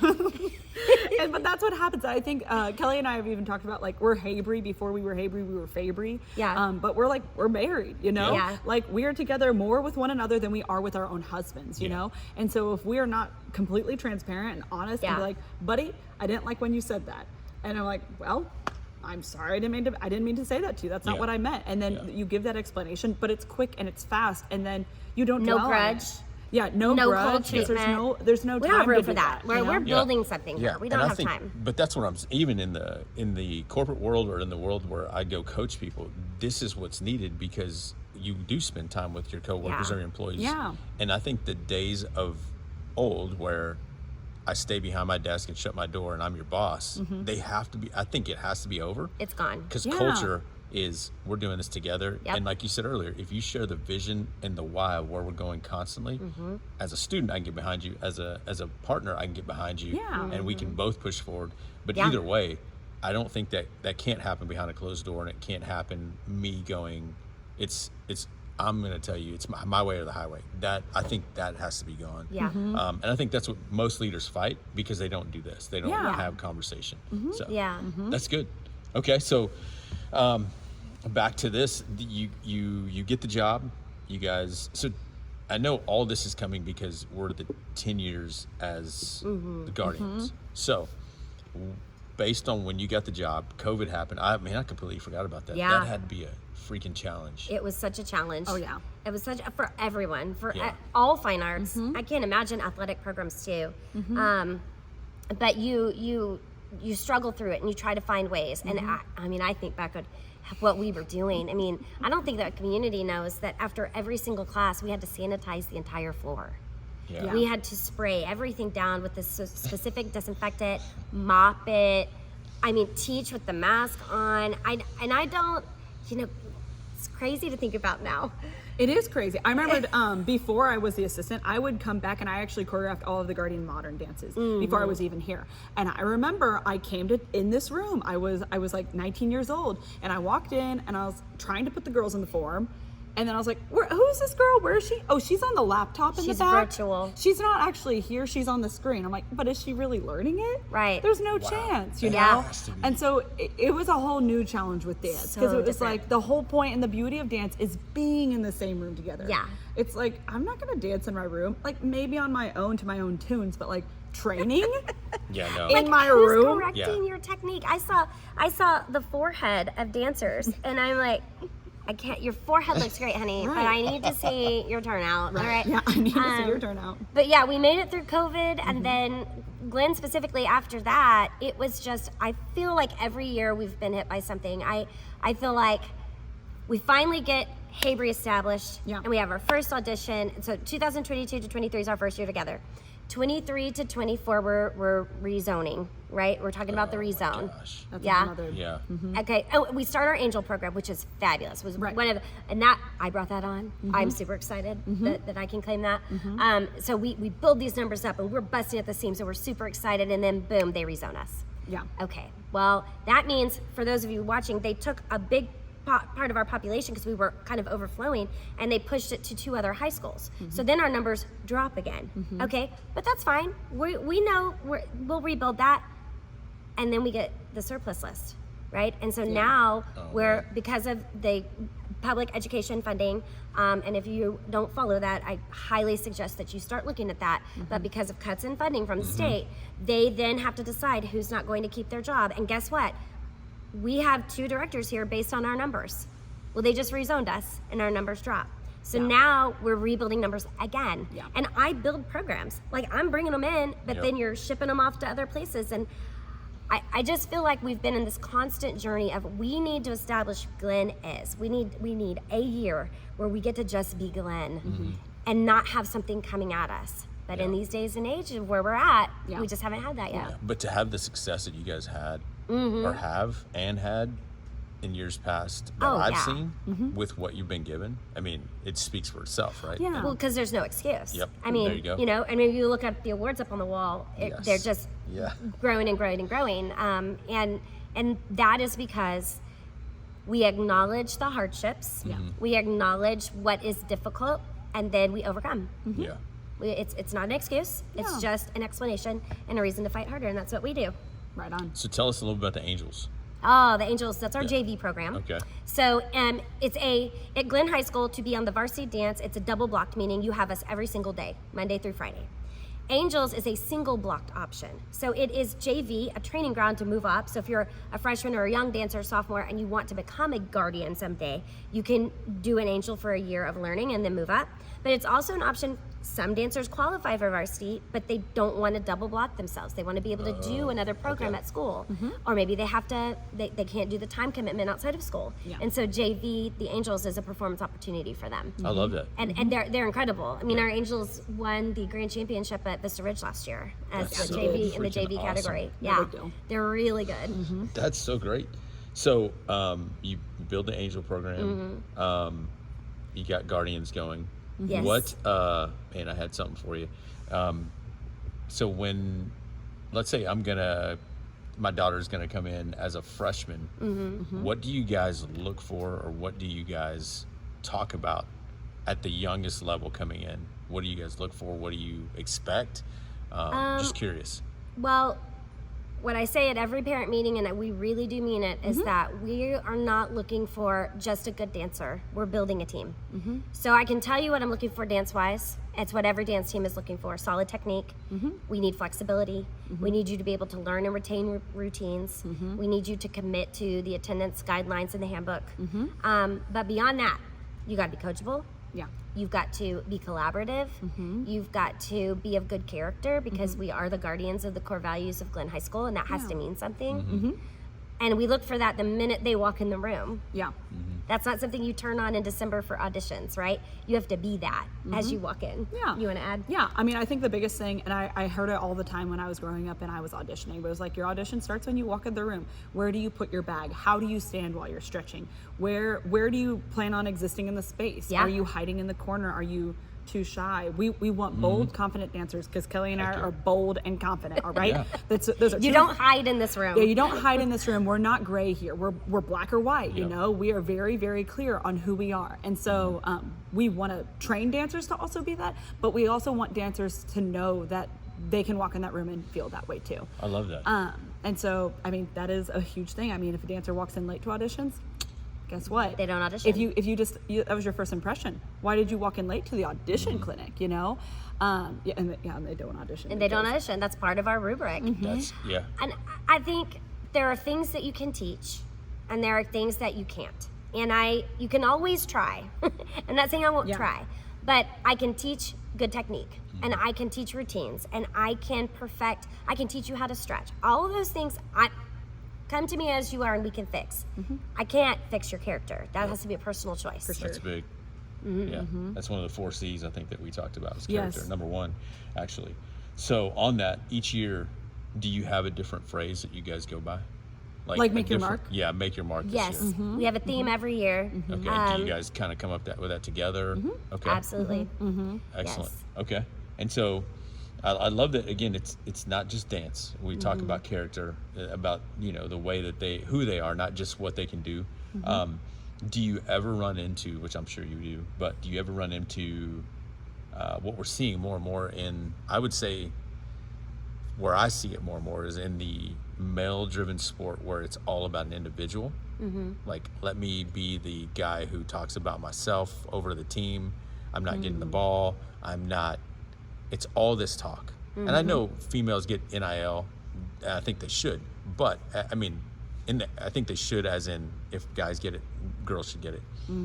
I don't know about NIL in college, whatever. That's a different conversation. But what I'm saying is, I see more of the male-driven athlete going, this is about me, not about my team. Like, there's certain wide receivers that I've watched in the NFL that I don't get the ball, so I'm going to throw a fit, and the camera's on them, not on the team. Right, right. I so- know what you're talking about. I'm wondering, do you see that, where maybe a dancer comes in and, you said it's about team, which I love, because there is no individual. And when someone makes it about themselves, it's very evident really quick. So I'm just curious, do you guys deal with that, or how do you maybe coach that out, or in the dance world, I think it's more, not so much individual as much as it's featured dancers. We have a lot of dancers who, why am I not in the front row? Why am I always in the back? Why am I not getting the elite parts and that type of thing? And you jump in here, because I don't want to just speak first all the time. No, it's okay. But we have, I believe in systems based, right? Like you have a goal, and then you create a system to help you achieve that goal. And so we have a lot of systems that we design as a cohort, as Mabry, that I feel like have handled that problem before it's a problem. And so one of those is, girls know, the dancers know, that year one, through all of football season, it is seniority based on placement. And as you stay on the team, one day you will be moved up to the front. But we feel like seniors earn that right. They have more experience on yard lines. There are a lot of things that could go wrong at a game. Seniors can handle that. They know what to do. And as a rookie, all we want you to worry about is your performance. And you can just follow your upperclassmen. That's awesome. They understand that. Now, contest season is different. It's performance based. They try out for spots. We do put them where they're going to do their absolute best work. For sure. That being said, we also do ensembles. And so we do our big team pieces, which they try out for, but then their ensembles, they're featured in a dance that is a small group that they're doing their best work. And we give them choice on which ones they want. And now, they don't always get their choice, but we try to put them where on a style, so hip hop, contemporary, or jazz, one of them that they are going to connect with, and they get featured there. And so that system, and understanding that system, and knowing I will have my time in the sun, in the spotlight, has taken away a lot of the what we were getting when we first started. Do you want to? I talk to the girls all about this all the time, of like, the legacy that you leave behind is so important. And there is this natural, beautiful, I don't want to say hierarchy, but this pathway of how you go about dance that is very similar in most drill teams. Like Kelly said, seniors and juniors and sophomores. And one day as a sophomore, you will be a senior. If you work hard and you decide to stay with drill team, you will be a senior one day in the front row. And so it kind of helps lighten the load.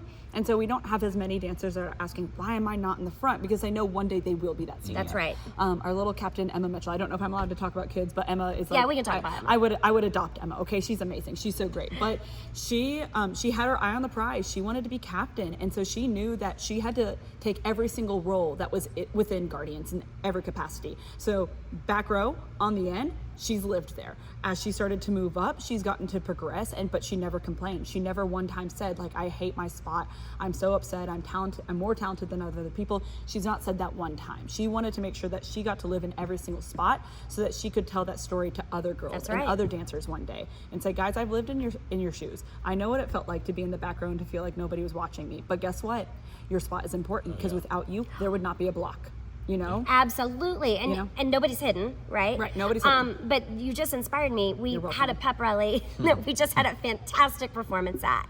And one of our co-workers who runs the color guard said he could not find a single girl out there that was not performing. He's like, they were all, the facials, they were performing 110%, every single one of them.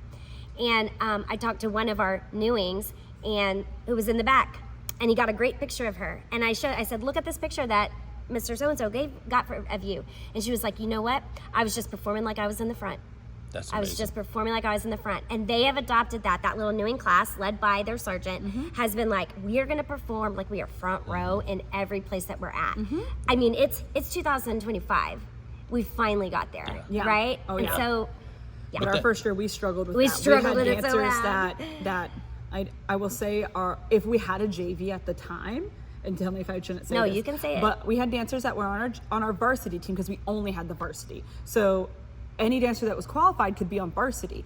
But then once you add on that JV, it kind of helps make that gap a little bit more it closes, clear. Yeah. And it makes it much more like, these are varsity level dancers that are full body dancers, and these are angels that are high performers. They're fun to watch. They have the few things that they need to work on that are going to help them get to that next level. But we had dancers that year that were just our varsity, that if we had that JV would have been on there, that were wondering why they were not in the front. And that was a challenge and hard to navigate, because they wanted to move up, but at the same time, it was hard because where's the push? They've gotten to the spot where they've needed to be. That's what Right. they've dreamed of, and there's not that ladder to climb. Right.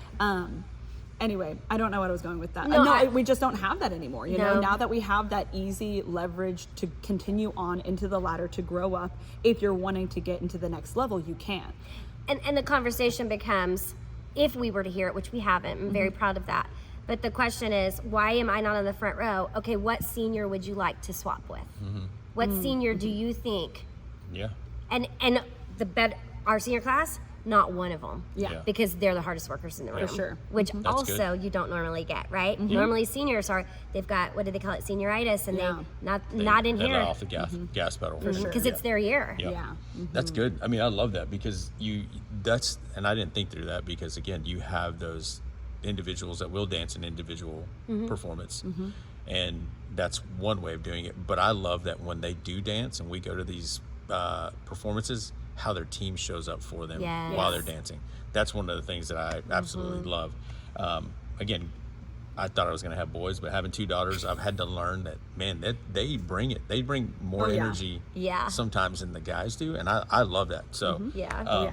but I think I've seen this because our University of Texas, our quarterback and our coach, I just love that they're under the pressure and under the gun constantly. Yeah. But the way they respond it's not me. Y'all put the pressure on me, but I'm just going to be who I am. Yep. And the coach saying this is a team sport, Yep. not an individual sport. That's right. And when you see that, and when those individuals try to get to the front of the line, the entitlement comes in.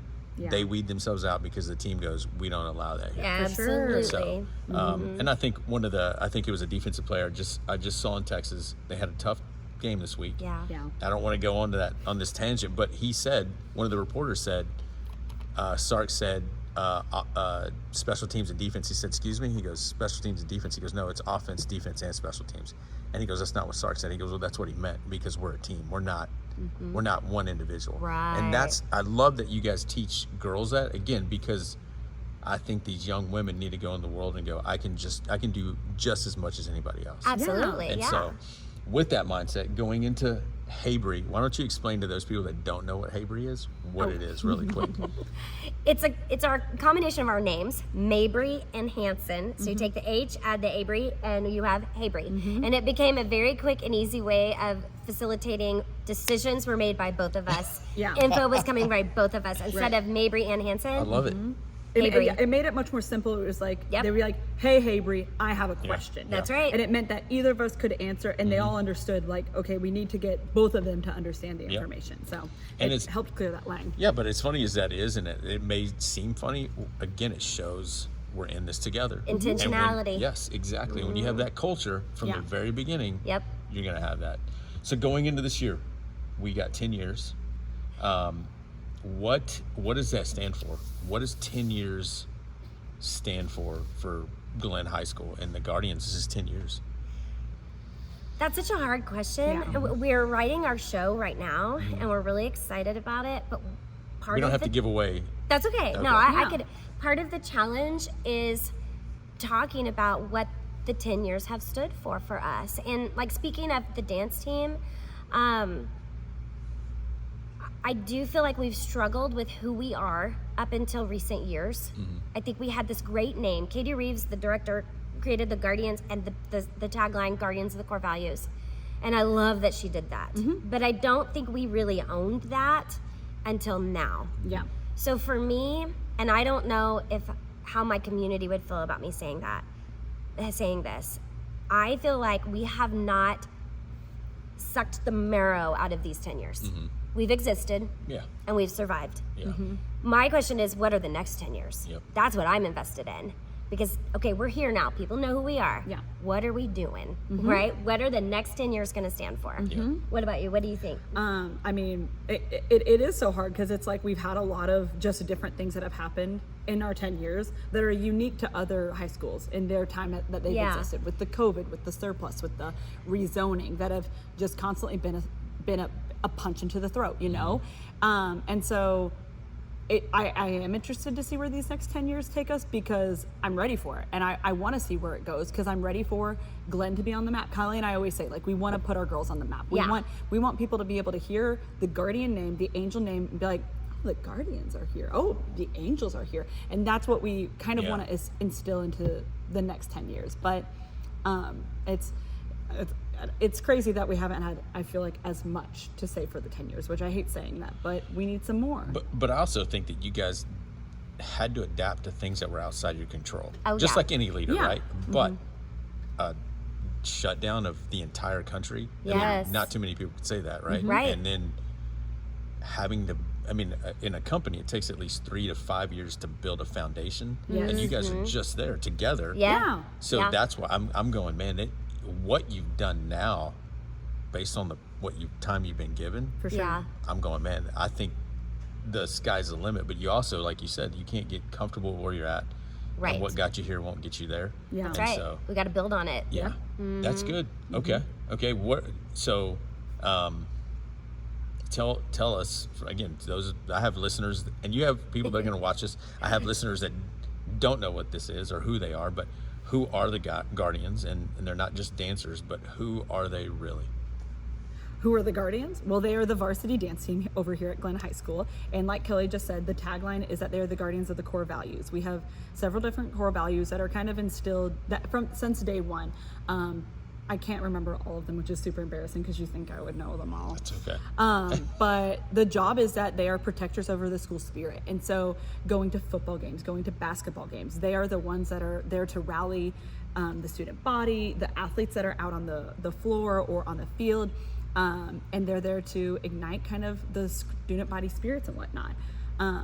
Because I think the concept is very fun, because I feel like sometimes you just get a dance team out of high school and they just go dance. And we are so much more than that. Oh, yeah. You know, we go to support our football players no matter what. No matter what the result might be at the end of the night, we are there to make Glen High School better. And because no matter what, we're a family, and that we're there to inspire them. Yeah, I would say, who are the Guardians? The best way to answer that is to compare to your stereotypical dance team that your listeners might think of. We are a dance team, but we are so much more than that. We use dance as a way to represent our school. And the Guardians guard what is good. Okay, so they guard, we are family. And I don't mean that and just say, oh, we're a family, like a sorority. No, I mean we're a family. Like, think of your family reunion. Are you excited to see every single member of your family for an entire weekend? Sometimes no, but your family. Yeah. You're all gonna wear the matching t-shirt and you're gonna yeah. enjoy that hug from Aunt Susie, okay? And so our dancers know we're here and we're committed to the vision of what this dance team is today, tomorrow, for our tenure here. Yeah. And we're gonna get along and we're gonna support each other and we're gonna be kind to each other in and outside of the dance gym. At the same time, we're gonna be that way for our staff, for our other students. They act with integrity. They know that they wear the uniform, yes, on a Friday night, but everybody knows who they are. And it matters how they act if they want to remain and grow in this program. So I'm proud of that. I think that we do a good job to stay consistent with it and make sure that we are picking the right people and we hold them accountable. And yes, we all make mistakes. Our Guardians are not perfect, but they strive. Yeah.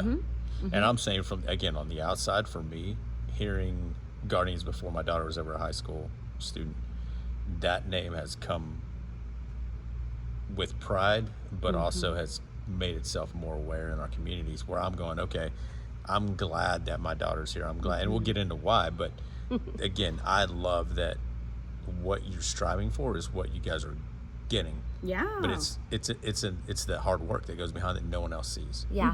Making sure that everybody's on the same page, making sure that they do the right thing, and it's not just Fridays, it's the way you carry yourself and what you've learned. Yeah. So that's good. All right, and you, the guards. Oh yeah. Tell us about the guards. Oh my gosh, we love the guards. So I'm jumping in here again. Interrupt me. I talk a lot. Do it. Other dance teams have honor guards, and it's funny, they call them honor guards. And we were trying to come up with a name for them, but we were like, it's going to have to be guards. We're the Guardians. Right. But it is an opportunity where we have 4 young men who audition for that role. They are kind of the muscle behind the scene. Yeah. So the need was, we need people to help do the heavy lifting. Where our girls were loading these ice chests and these huge props and moving these stage before they go perform, and that's just not great. Yeah, no. Right. But what started the GUARD program was I was doing the Rise Up series, where we'd have speakers come in and talk to the team about life lessons. And I had a mom of a boy saying, how can boys come and hear these messages? And we don't open it to the student body. Right. So then it was like, oh wow, we have interest here. But what do you do if you're not a dancer? We have 2 roles on our team that is for non-dancers. So we have a manager, if you want to apply to be a manager, that is kind of like mini assistant. They help with costume control, health needs. They do the music sometimes for shows. They have different jobs like that. And then the guards do the heavy lifting. The guards don't know it yet, but they're also performing at contests. They have a very small cameo role in our production. Nice. They're going to be so excited to find that out on this podcast. Oh yeah. That's great. I just was curious because I see them, and that's awesome that they do. Interestingly enough, they only have to be here for a day first period. They're here at every practice at 7 o'clock in the morning. That's good. They don't need to Every get here day. till 8:15. They get here at 7 a.m. Every day. every day. And we're like, boys, y'all don't have to get. Yeah. They're like, no, the team's here. We need to be here. Right. And they'll text us and be like, I'm so sorry, coaches, we're going to be late. And be like, You're okay, not but you late, didn't buddy." have to be here for another hour, but I'm so That- glad you're here. That says a lot about them and about you guys Yes. leading them. Yeah. That's Yeah. good. And they do guard games. So we were trying to, you coach. Our team right now is full of women. It doesn't have to be. Boys Yeah. could try out, but it just happens to be full of women. And what we've noticed with girls throughout my 21 years is dancers sometimes choose this sport because there's no contact, right? It's not like basketball where you're going head to head with somebody. Yeah. You compete against a rubric, so it's a little bit safe. But sometimes our girls get uncomfortable gosh. putting themselves in a Yes. competitive Yes. environment, right? Yeah. We would take them to officer camp and we'd be like, girls, go up to the front so you can see. And they're like kind of hanging in the back because they don't want to be rude.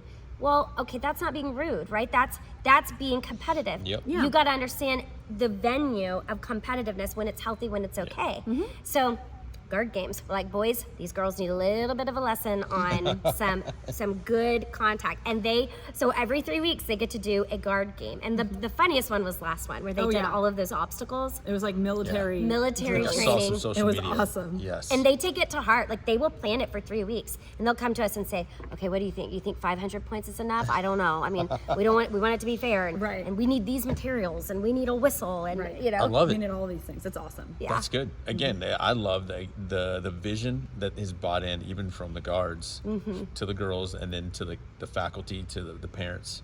But it comes from culture. It comes from just continuing to build that vision behind Yeah. it. So, a little bit more on the strategic level for both you guys. Practically speaking, how do you teach leadership to these young ladies? What are some of the things that you guys do to teach leadership to these young ladies? I feel like we do a good job of teaching them that to be a leader, you can't be a leader without having a voice. And that kind of goes into different capacity of your life. We have officers that will physically be in front of the team and they will speak to them and teach them moves to counts, but there's so much more to that, you know? Having a voice that's within your classrooms and being able to advocate for yourself. Hearing your voice, because that is the most powerful thing that you have, because your words can hurt or they can help. And we always want our girls' words to help. And so we kind of, it's interesting because you get to hear, as the girls grow up and they go from sophomores to seniors, you hear their voice so much more. Yeah. And so you hear our officers' voices a lot. You also hear our seniors a lot, because our seniors, it's so important that if our senior class is united, that they know how important it is that practice runs smoothly, because the officers are not in the line. So since they're in front, you have to have those seniors that are within the Yes. line that are training those girls to the left and right of them. That's and with excellent. them and having their voices loud and clear and rallying the troops and saying, girls, let's get it together, let's run to our spots, let's be fast, that's empowering to them, because then they feel like they have a buy-in, they have ownership of it. And we're kind of in a nice, fun, sweet spot with our newings, where they've been newings and they're no longer new newings. They're now new seasoned girls that are on our team. And so we're starting to tell them that we want to hear your voices more. We want to start hearing you encouraging your teammates. If they start to talk, we need to say, girls, hey, we need to be quiet. We need to listen to instruction. But the most important thing, because we have some kiddos that are kind of quiet. So how are our quiet kids supposed to become leaders? You Right. know? Yeah. I mean, they can lead by example, but we also want them to know how to use their voice. Yeah, that's good. And I think, man, asking the question, it's hard because I have to go back and I'm like, oh, how am I teaching that? I mean, I'm obviously teaching it because I've got great leaders, but how? And I think leadership is the phrase caught, not taught. Like you can go and read all these books, but if you don't have someone modeling it for you, and it can't just be us. We are excellent women leaders, but it can't just be your directors. You've got to have it within your team. And so we have a lot of, again, systems where everybody has a leadership role, and you can go through and look at all the ranks, all of the things that they're supposed to be doing, whether that's officer, social officer, sergeant. All of those ranks are things that you audition for. But then going to the seniors at senior retreat, I read them a chapter from this book. I think it's called Extreme Ownership. It's a story of Navy SEAL training. That's what made me quit my job to do what I'm doing now. Okay. Serious? I read the book every summer. So I love it. I'm a brand ambassador for his. No way. That's awesome. Oh my God. There's a shirt underneath that I'm wearing right now that says. Okay, we're taking a picture of that. No factor. Okay, well, I What? read I read specifically the chapter of the boat race. No And bad teams, only bad leaders. That's right. And I tell my seniors, man your boat. And when you're out there in that block, the 2 girls in front of you, 2 girls behind you, and 2 girls beside you, you're in charge of them. Yeah. And how you perform is based on how you're manning that boat. And you'll hear us say it in practice. Seniors, man your boat, man your boat. And it gives them voice. It gives them, okay, I need to check in with these people. And they do that. And so then again, like you mentioned, within the line, we don't have to worry about communicating things. Our seniors are on it before we have to say a word. Yeah. Then in addition to that, we have line moms. So in the high kick line, wherever a vet is, and this is anyone. So if you've been on the team for a year, you're taking care of the newings. That's what we call our rookies because they have new angel wings. Yeah. They're taking care of the rookies beside them. They have that voice. Then when you're talking about the newings, they have a sergeant who is their voice, who they can go to if they're having issues. And all of that is leadership. And I think the most important thing is when you're new to the team, you're leading yourself. And we forget about that. Like, you have to treat yourself. I tell my girls all the time, if you want to rise up and be an officer, you do that, number one, by taking care of yourself. Because if you can take care of you, you can take care of other people. So are you going through your checklist? Are you just assuming everything's in your bag? If you're leading people, you're going to make sure they go through their checklist. So you do that. And I think all of those different things working together, it takes away, they take away, okay, this is what a leader does. And then we have these workshops, we have speakers like you who come in and give a different perspective. So I mean, a lot of words to explain that. No, that's great. And honestly, those my people that are listening to this, the reason I started this was because of Jocko Willink, and then meeting him and then becoming a brand ambassador for his company. That's awesome. I want to meet him. All of that is That's crazy. He has a team. So the guy that co-wrote it, Leif, he lives in Dripping Springs, and they have a office here, Echelon That's Front. crazy. But Jocko's from California. He's the reason that book is one of the reasons that I quit my last job, started this, but then just followed him, started a podcast because of him. So episode 180, That's this is amazing. 184. But not knowing this, I'm telling you, Allie did not like growing up in that era of me because it was. But here's what's interesting. Get ready for her senior retreat. Discipline, get ready for it. discipline is what I taught. Discipline equals freedom. If you're disciplined with this, you'll get freedom there. And so I taught her extreme ownership when she was young. And so something that hopefully she doesn't get embarrassed about me sharing this, but what most people don't understand is like I'll wake up at 5:15 to go run. She's already up. She has a routine. Yeah. Oh. Sunday, so since they didn't go to school today, me and my wife have never had to do her laundry. We've never had to, she vacuums her room. Every Sunday it's her room's vacuumed, her laundry's done, her bed's made, her restroom's clean. And this isn't coming from me. This is caught, not taught. Yeah. I have to go, if I'm going to be teaching discipline and extreme ownership and these characteristics that I want to live by, I can't make it your job or her youth pastor's job anyway. Right. It's as a parent, Absolutely. we have to. And unfortunately, kids that don't have that, they look to us. But again, it's more important about that's really why leadership's important in our lives. But bringing up Jocko, that's the reason why I'm here where I'm at is because of him. So, and he knows that. He signed a book, but anytime you tell Jocko, I'm here because of you, he'll say, no, it's because you took ownership of your life. I just gave you the tools to get here. So I love that you read that book. That changed my life. I love it. It's a great book. Oh, it's such a good book. I love that just that take on leadership, because it's not just you guys, and it's not just the captains, it's the people. Everybody has to lead themselves. Yeah. That's really, really good. What would you share with young ladies, dancers or not dancers, maybe encompassing who you are, what you've been through?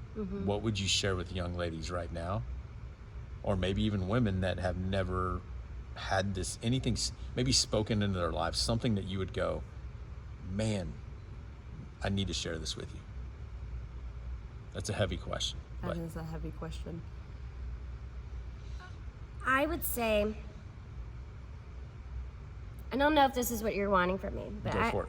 I have two things that I would say to anyone listening, but especially a female, is you need to know who you are and what you stand for, what those values are, and never deviate from it.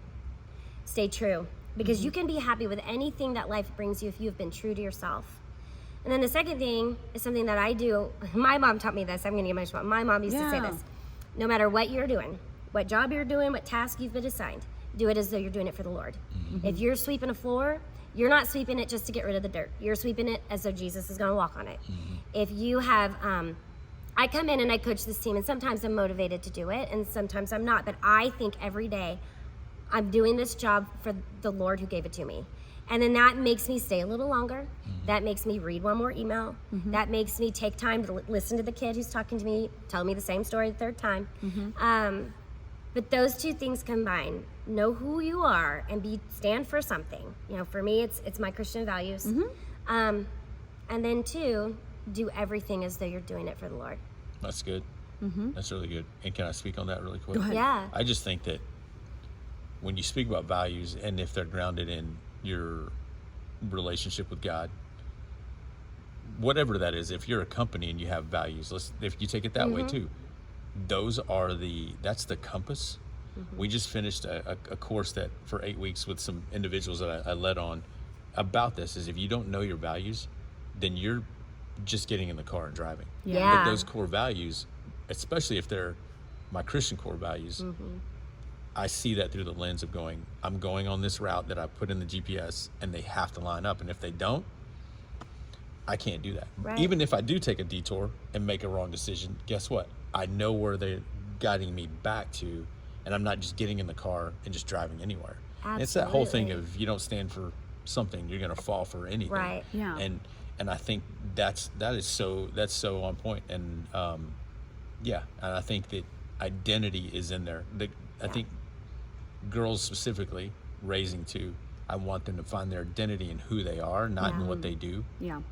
But what they do is going to benefit from who they are. So I hope that makes sense. Oh, absolutely. And the world will tell them who the Yep. world thinks they should be. Yeah. And guess Exactly. what? That changes Yep. all the time. Yep. So you have to know who you are and Yep. not be influenced by outside. Yeah. And going to mistakes, you Yeah. might take a wrong turn. Life is full of mistakes. You're going to make Yep. them. Yep. But your values they bring you home. Yep. I love that. I think this has actually been something I've been reflecting on in the past week or so. But if I was a girl in high school and I was dealing with all the high school girl things or whatever, or wherever you're at in life, I just started reading this book from my pastor, Sean Johnson, called Kiss the Fire.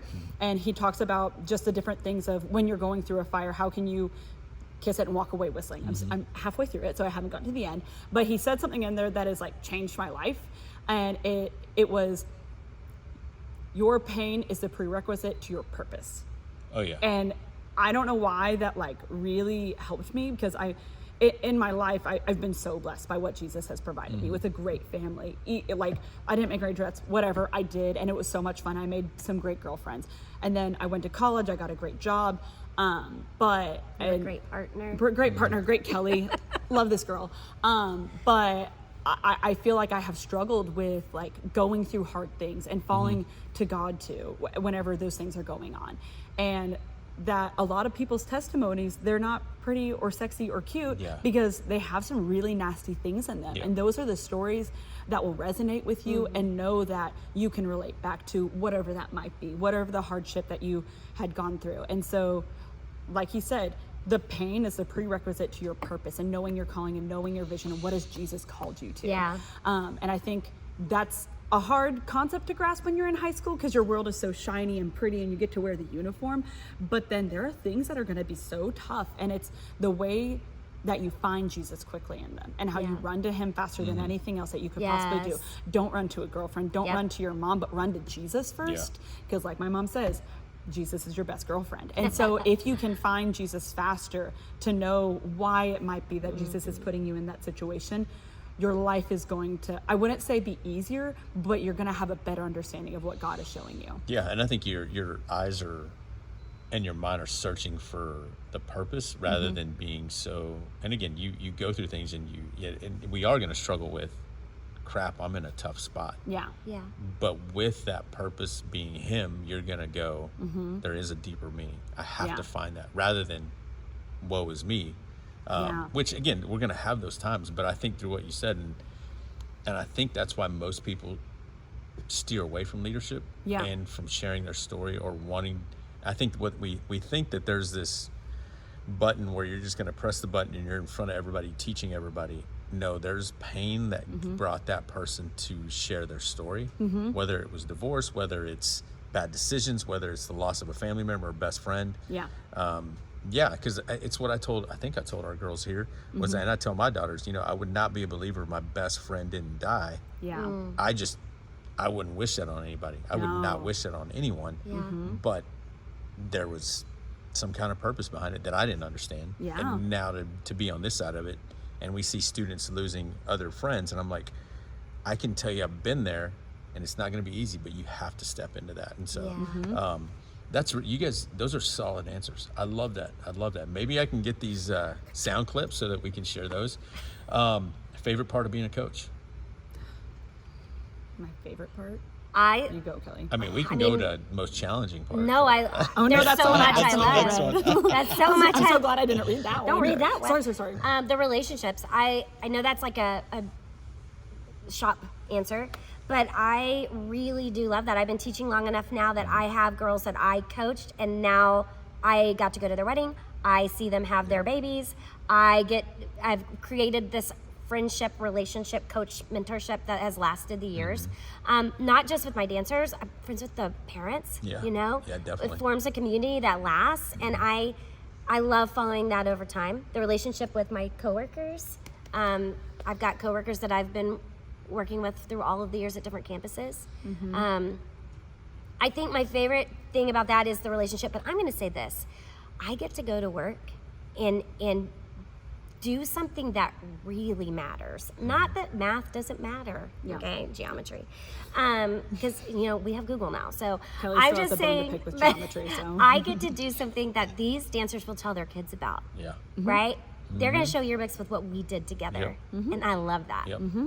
I think my favorite part of being a coach, I have two things, but my first thing is that after a halftime performance and the girls walk off that field, and then they come find Kelly or myself, and they're like, how did it look? Did it look good? Yeah. And they get so giddy. They're like, they want that, like that immediately, because they don't know. They weren't there. They didn't get to see it. They got to experience. They know it. how they did. They know how they did, but they're like, okay, but how did we do? And I love the pride that they get from it, where they want to have done a good job. They want to know that they have just impressed their student body, their family. I almost said their fans. It's obviously their fans. Did they impress people and show off that their best work that they've worked hours on for that 2 minutes of fame? Did everything come together the way that they wanted it to? And then the second part that I love about, because it's a part of my testimony, is watching the progression of dancers who struggle and how much harder they have to work to be able to become the guardians or angels that they were meant to be. I love watching them go from point A to point B and all the way to Z, and seeing where God has created them to be.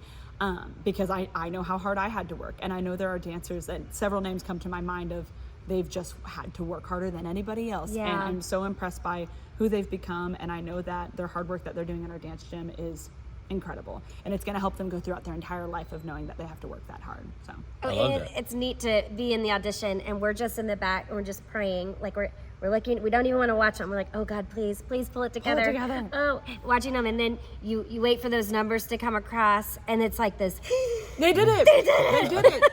They did it. Yeah. But again, you guys having a hand in all that, I go back to saying, and I keep saying, on this side of it, we get to hear what our daughter's growing and what they're, and again, some of her best friends come from the dance. community, and then ones that have had to move because of rezoning, they still see each other, and I'm like, Yeah. that friendship it's vital. Yeah. But then just key things that she's learning that she applies to her tool belt to keep going. So For sure. I love that. And yeah, some challenging parts of being again, I can only imagine. I mean, challenging parts of being a teacher, coach, whatnot. I was going to say that my most rewarding one that I just talked about is watching them grow. That's also the most challenging part, because when you are putting dancers that are all supposed to be at the same, I don't want to say level, but they have different backgrounds. They have either trained, on our varsity team, we have dancers who have trained in studio for years, but we also, on that same demographic, we have dancers who just started taking dance with Kelly and I. Oh, wow. And so girls have progressed a lot from a freshman to a sophomore to make our varsity team, but being able to make those dancers look like one, so that our top dancers look like they're being challenged, but then our lowest dancers, that they feel beautiful and confident and that they can do those skills well and not feel ashamed. That's great. That is a hard part, but that's also jilting. Yeah. And that's the art of it. And being Yeah. able to do it flawlessly, put them in a beautiful costume so that they can go out on that contest floor or football field and they feel like they've done a job well done. So Yeah, that's great. For me, the challenge is going to be the funding. So working at a public school, you know, it costs a lot of money to do all of the things that we do. We're a year-long sport. We get a budget from Leander, and I'm super proud to work for Leander because they do take great care of us, but it's not enough. So we just ran numbers for our booster club. It costs $40,000 for our teams to compete this year. That's just competition season. It doesn't include all the other things we do. And so that's about $700 a girl. yeah. And we have to fundraise for that.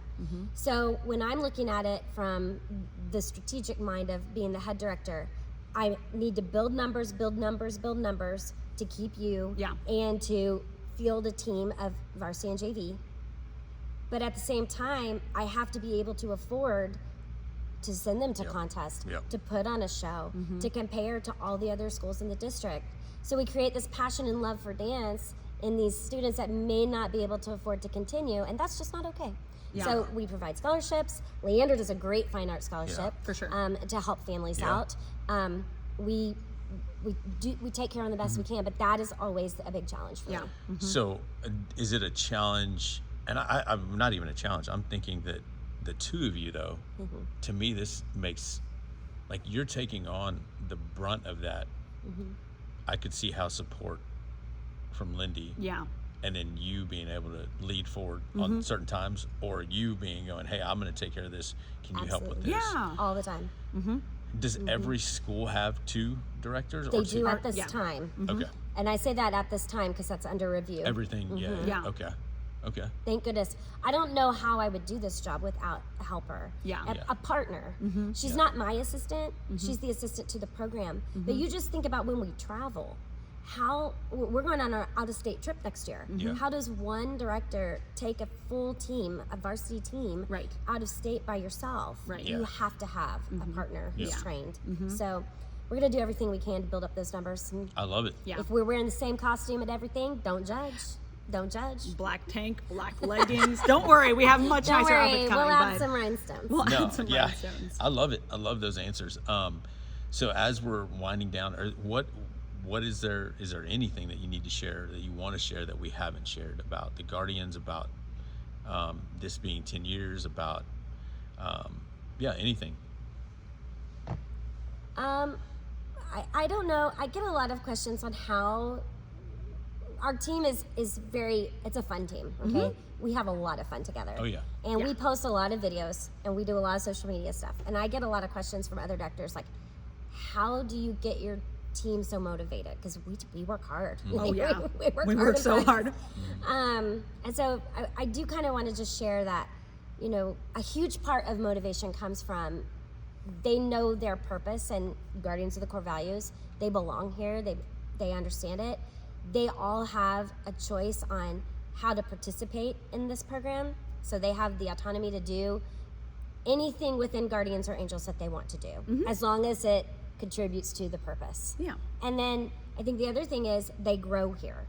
And that's a big part. Like, you can do the other things, you can, you know, talk about your purpose and give free choice, but if they're not growing here, you don't retain them. Yeah. And I think that one thing that Lindy does so fabulously is I call her my technician a lot, but she pushes. I'm sorry, I did that. Technique. Keep going. Let's not do that. Sorry. Cut that out. This is a serious moment.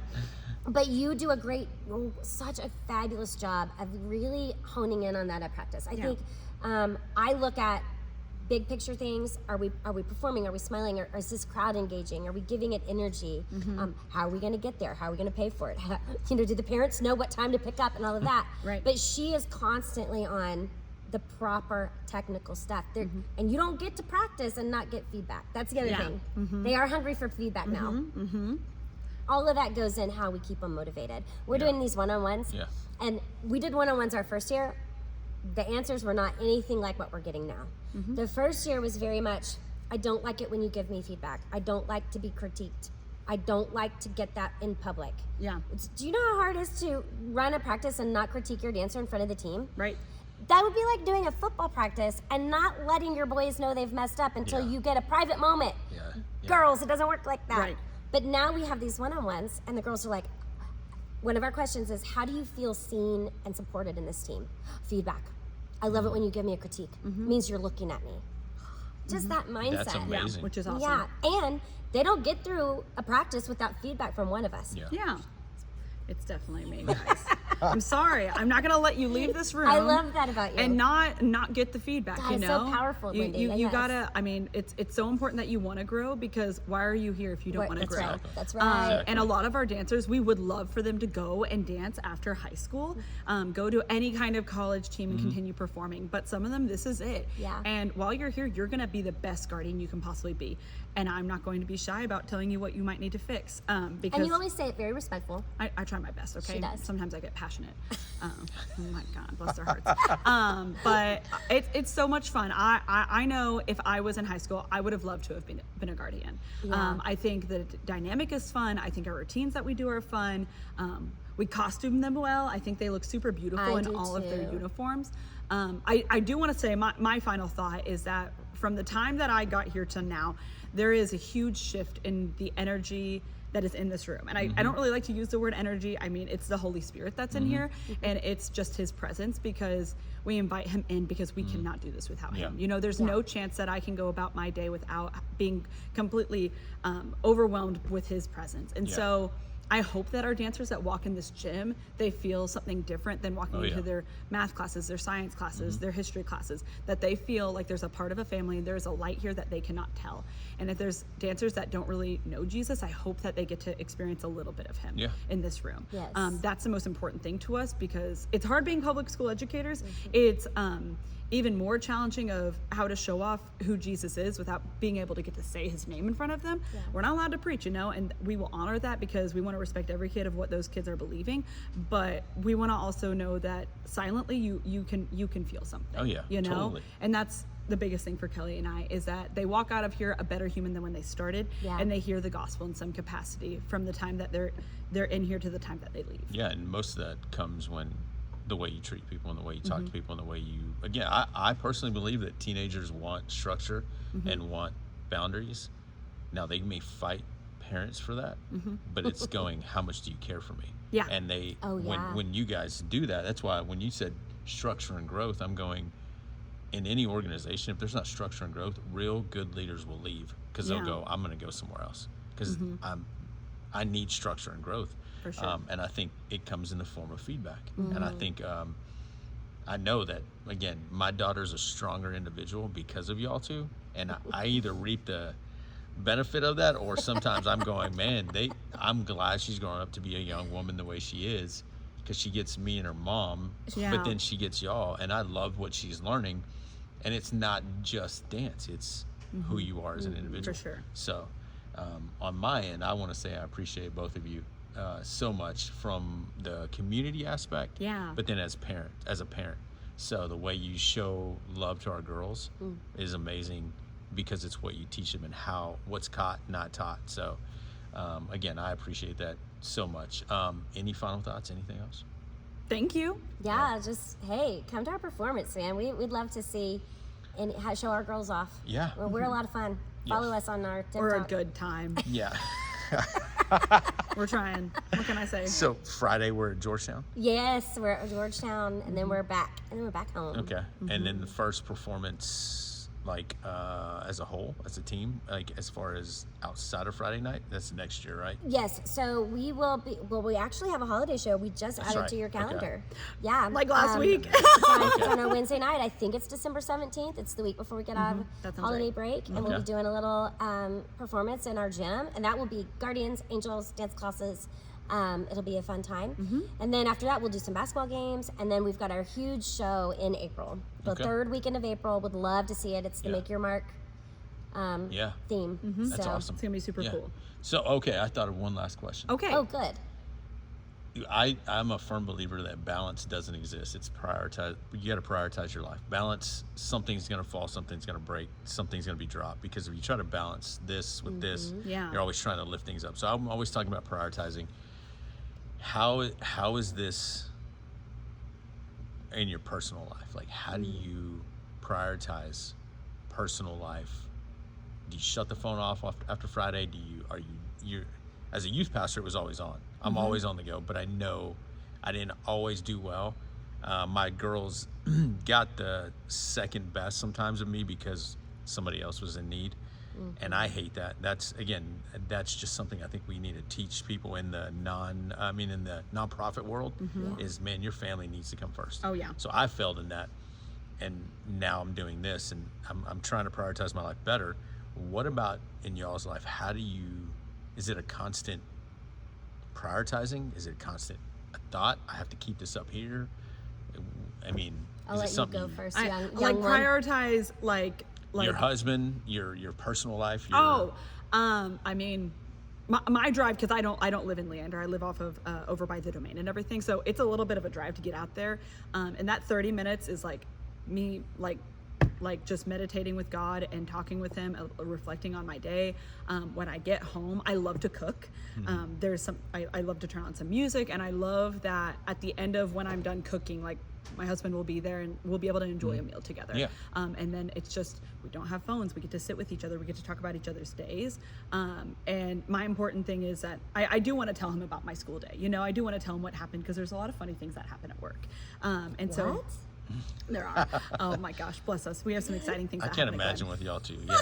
No, we have some. It's Every funny. day's an adventure. Every day is an adventure, and so Hunter loves to hear those stories. But going home and that kind of, I know there's like a TikTok trend where it's like my 9 to 5 and then my 5 to 9. My 5 to 9 is spending time with him and getting to hear about our days and to just be together. Yeah. And being intentional and purposeful and knowing, because I don't spend as much time with him as compared to Kelly. So I want to stoke up every single second that I get with him. And then I don't plan anything on Sundays. That's my Sabbath. I go to church, and then we get to go home and we get to just sit and be together. That's That's great. good. That's good. Yeah. Okay. I don't know. I guess I would prioritize. I don't turn it off.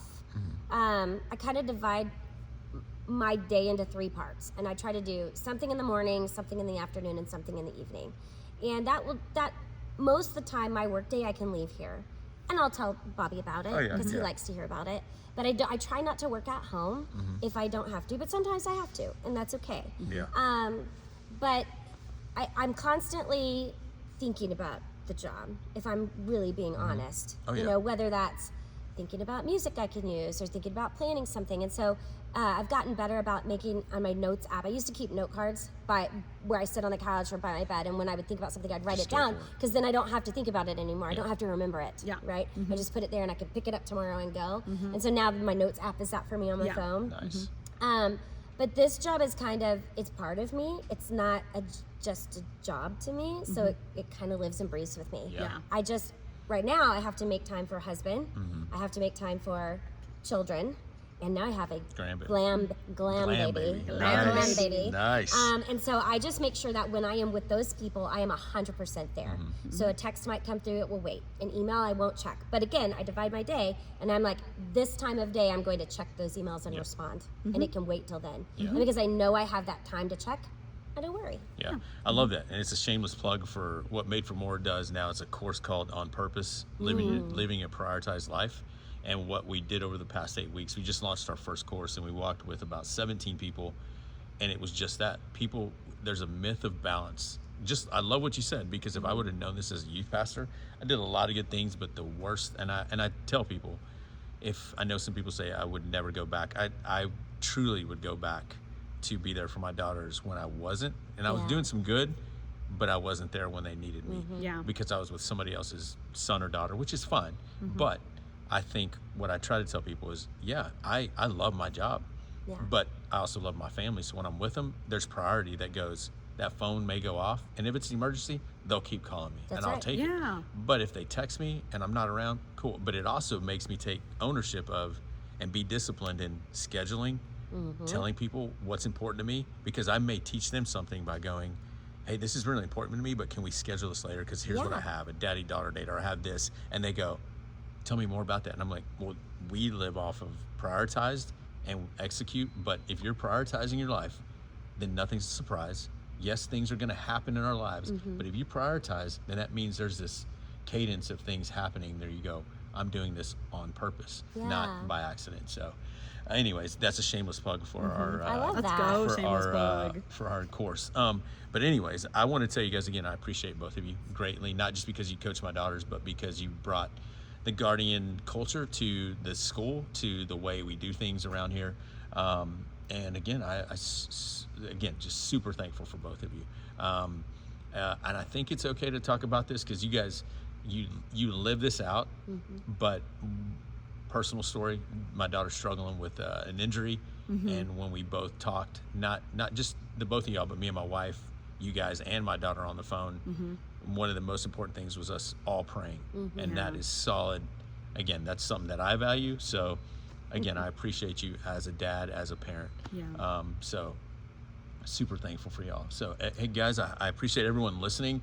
If you have any, if they'd like to give to the organization, can they go to Our Booster Hub has a donation link on it now. Okay. So if you go to ghsguardians.com, go to the booster page, it'll take you there. and I'll link that in the That'd be great. podcast Yeah, that'd be description. awesome. I know this may either be 2 podcasts or 1 long one. We appreciate you guys listening. But again, wherever you're at, remember that you're always being watched and you're a leader, whether it's for young individuals, young women, young men. You're always an influence. So again, I appreciate both of you. And as always, everyone listening, remember we exist for more. We're here to offer more. Don't ever give up. Every single one of us are made for more. We'll talk to you guys later. Perfect. Yay! that was great.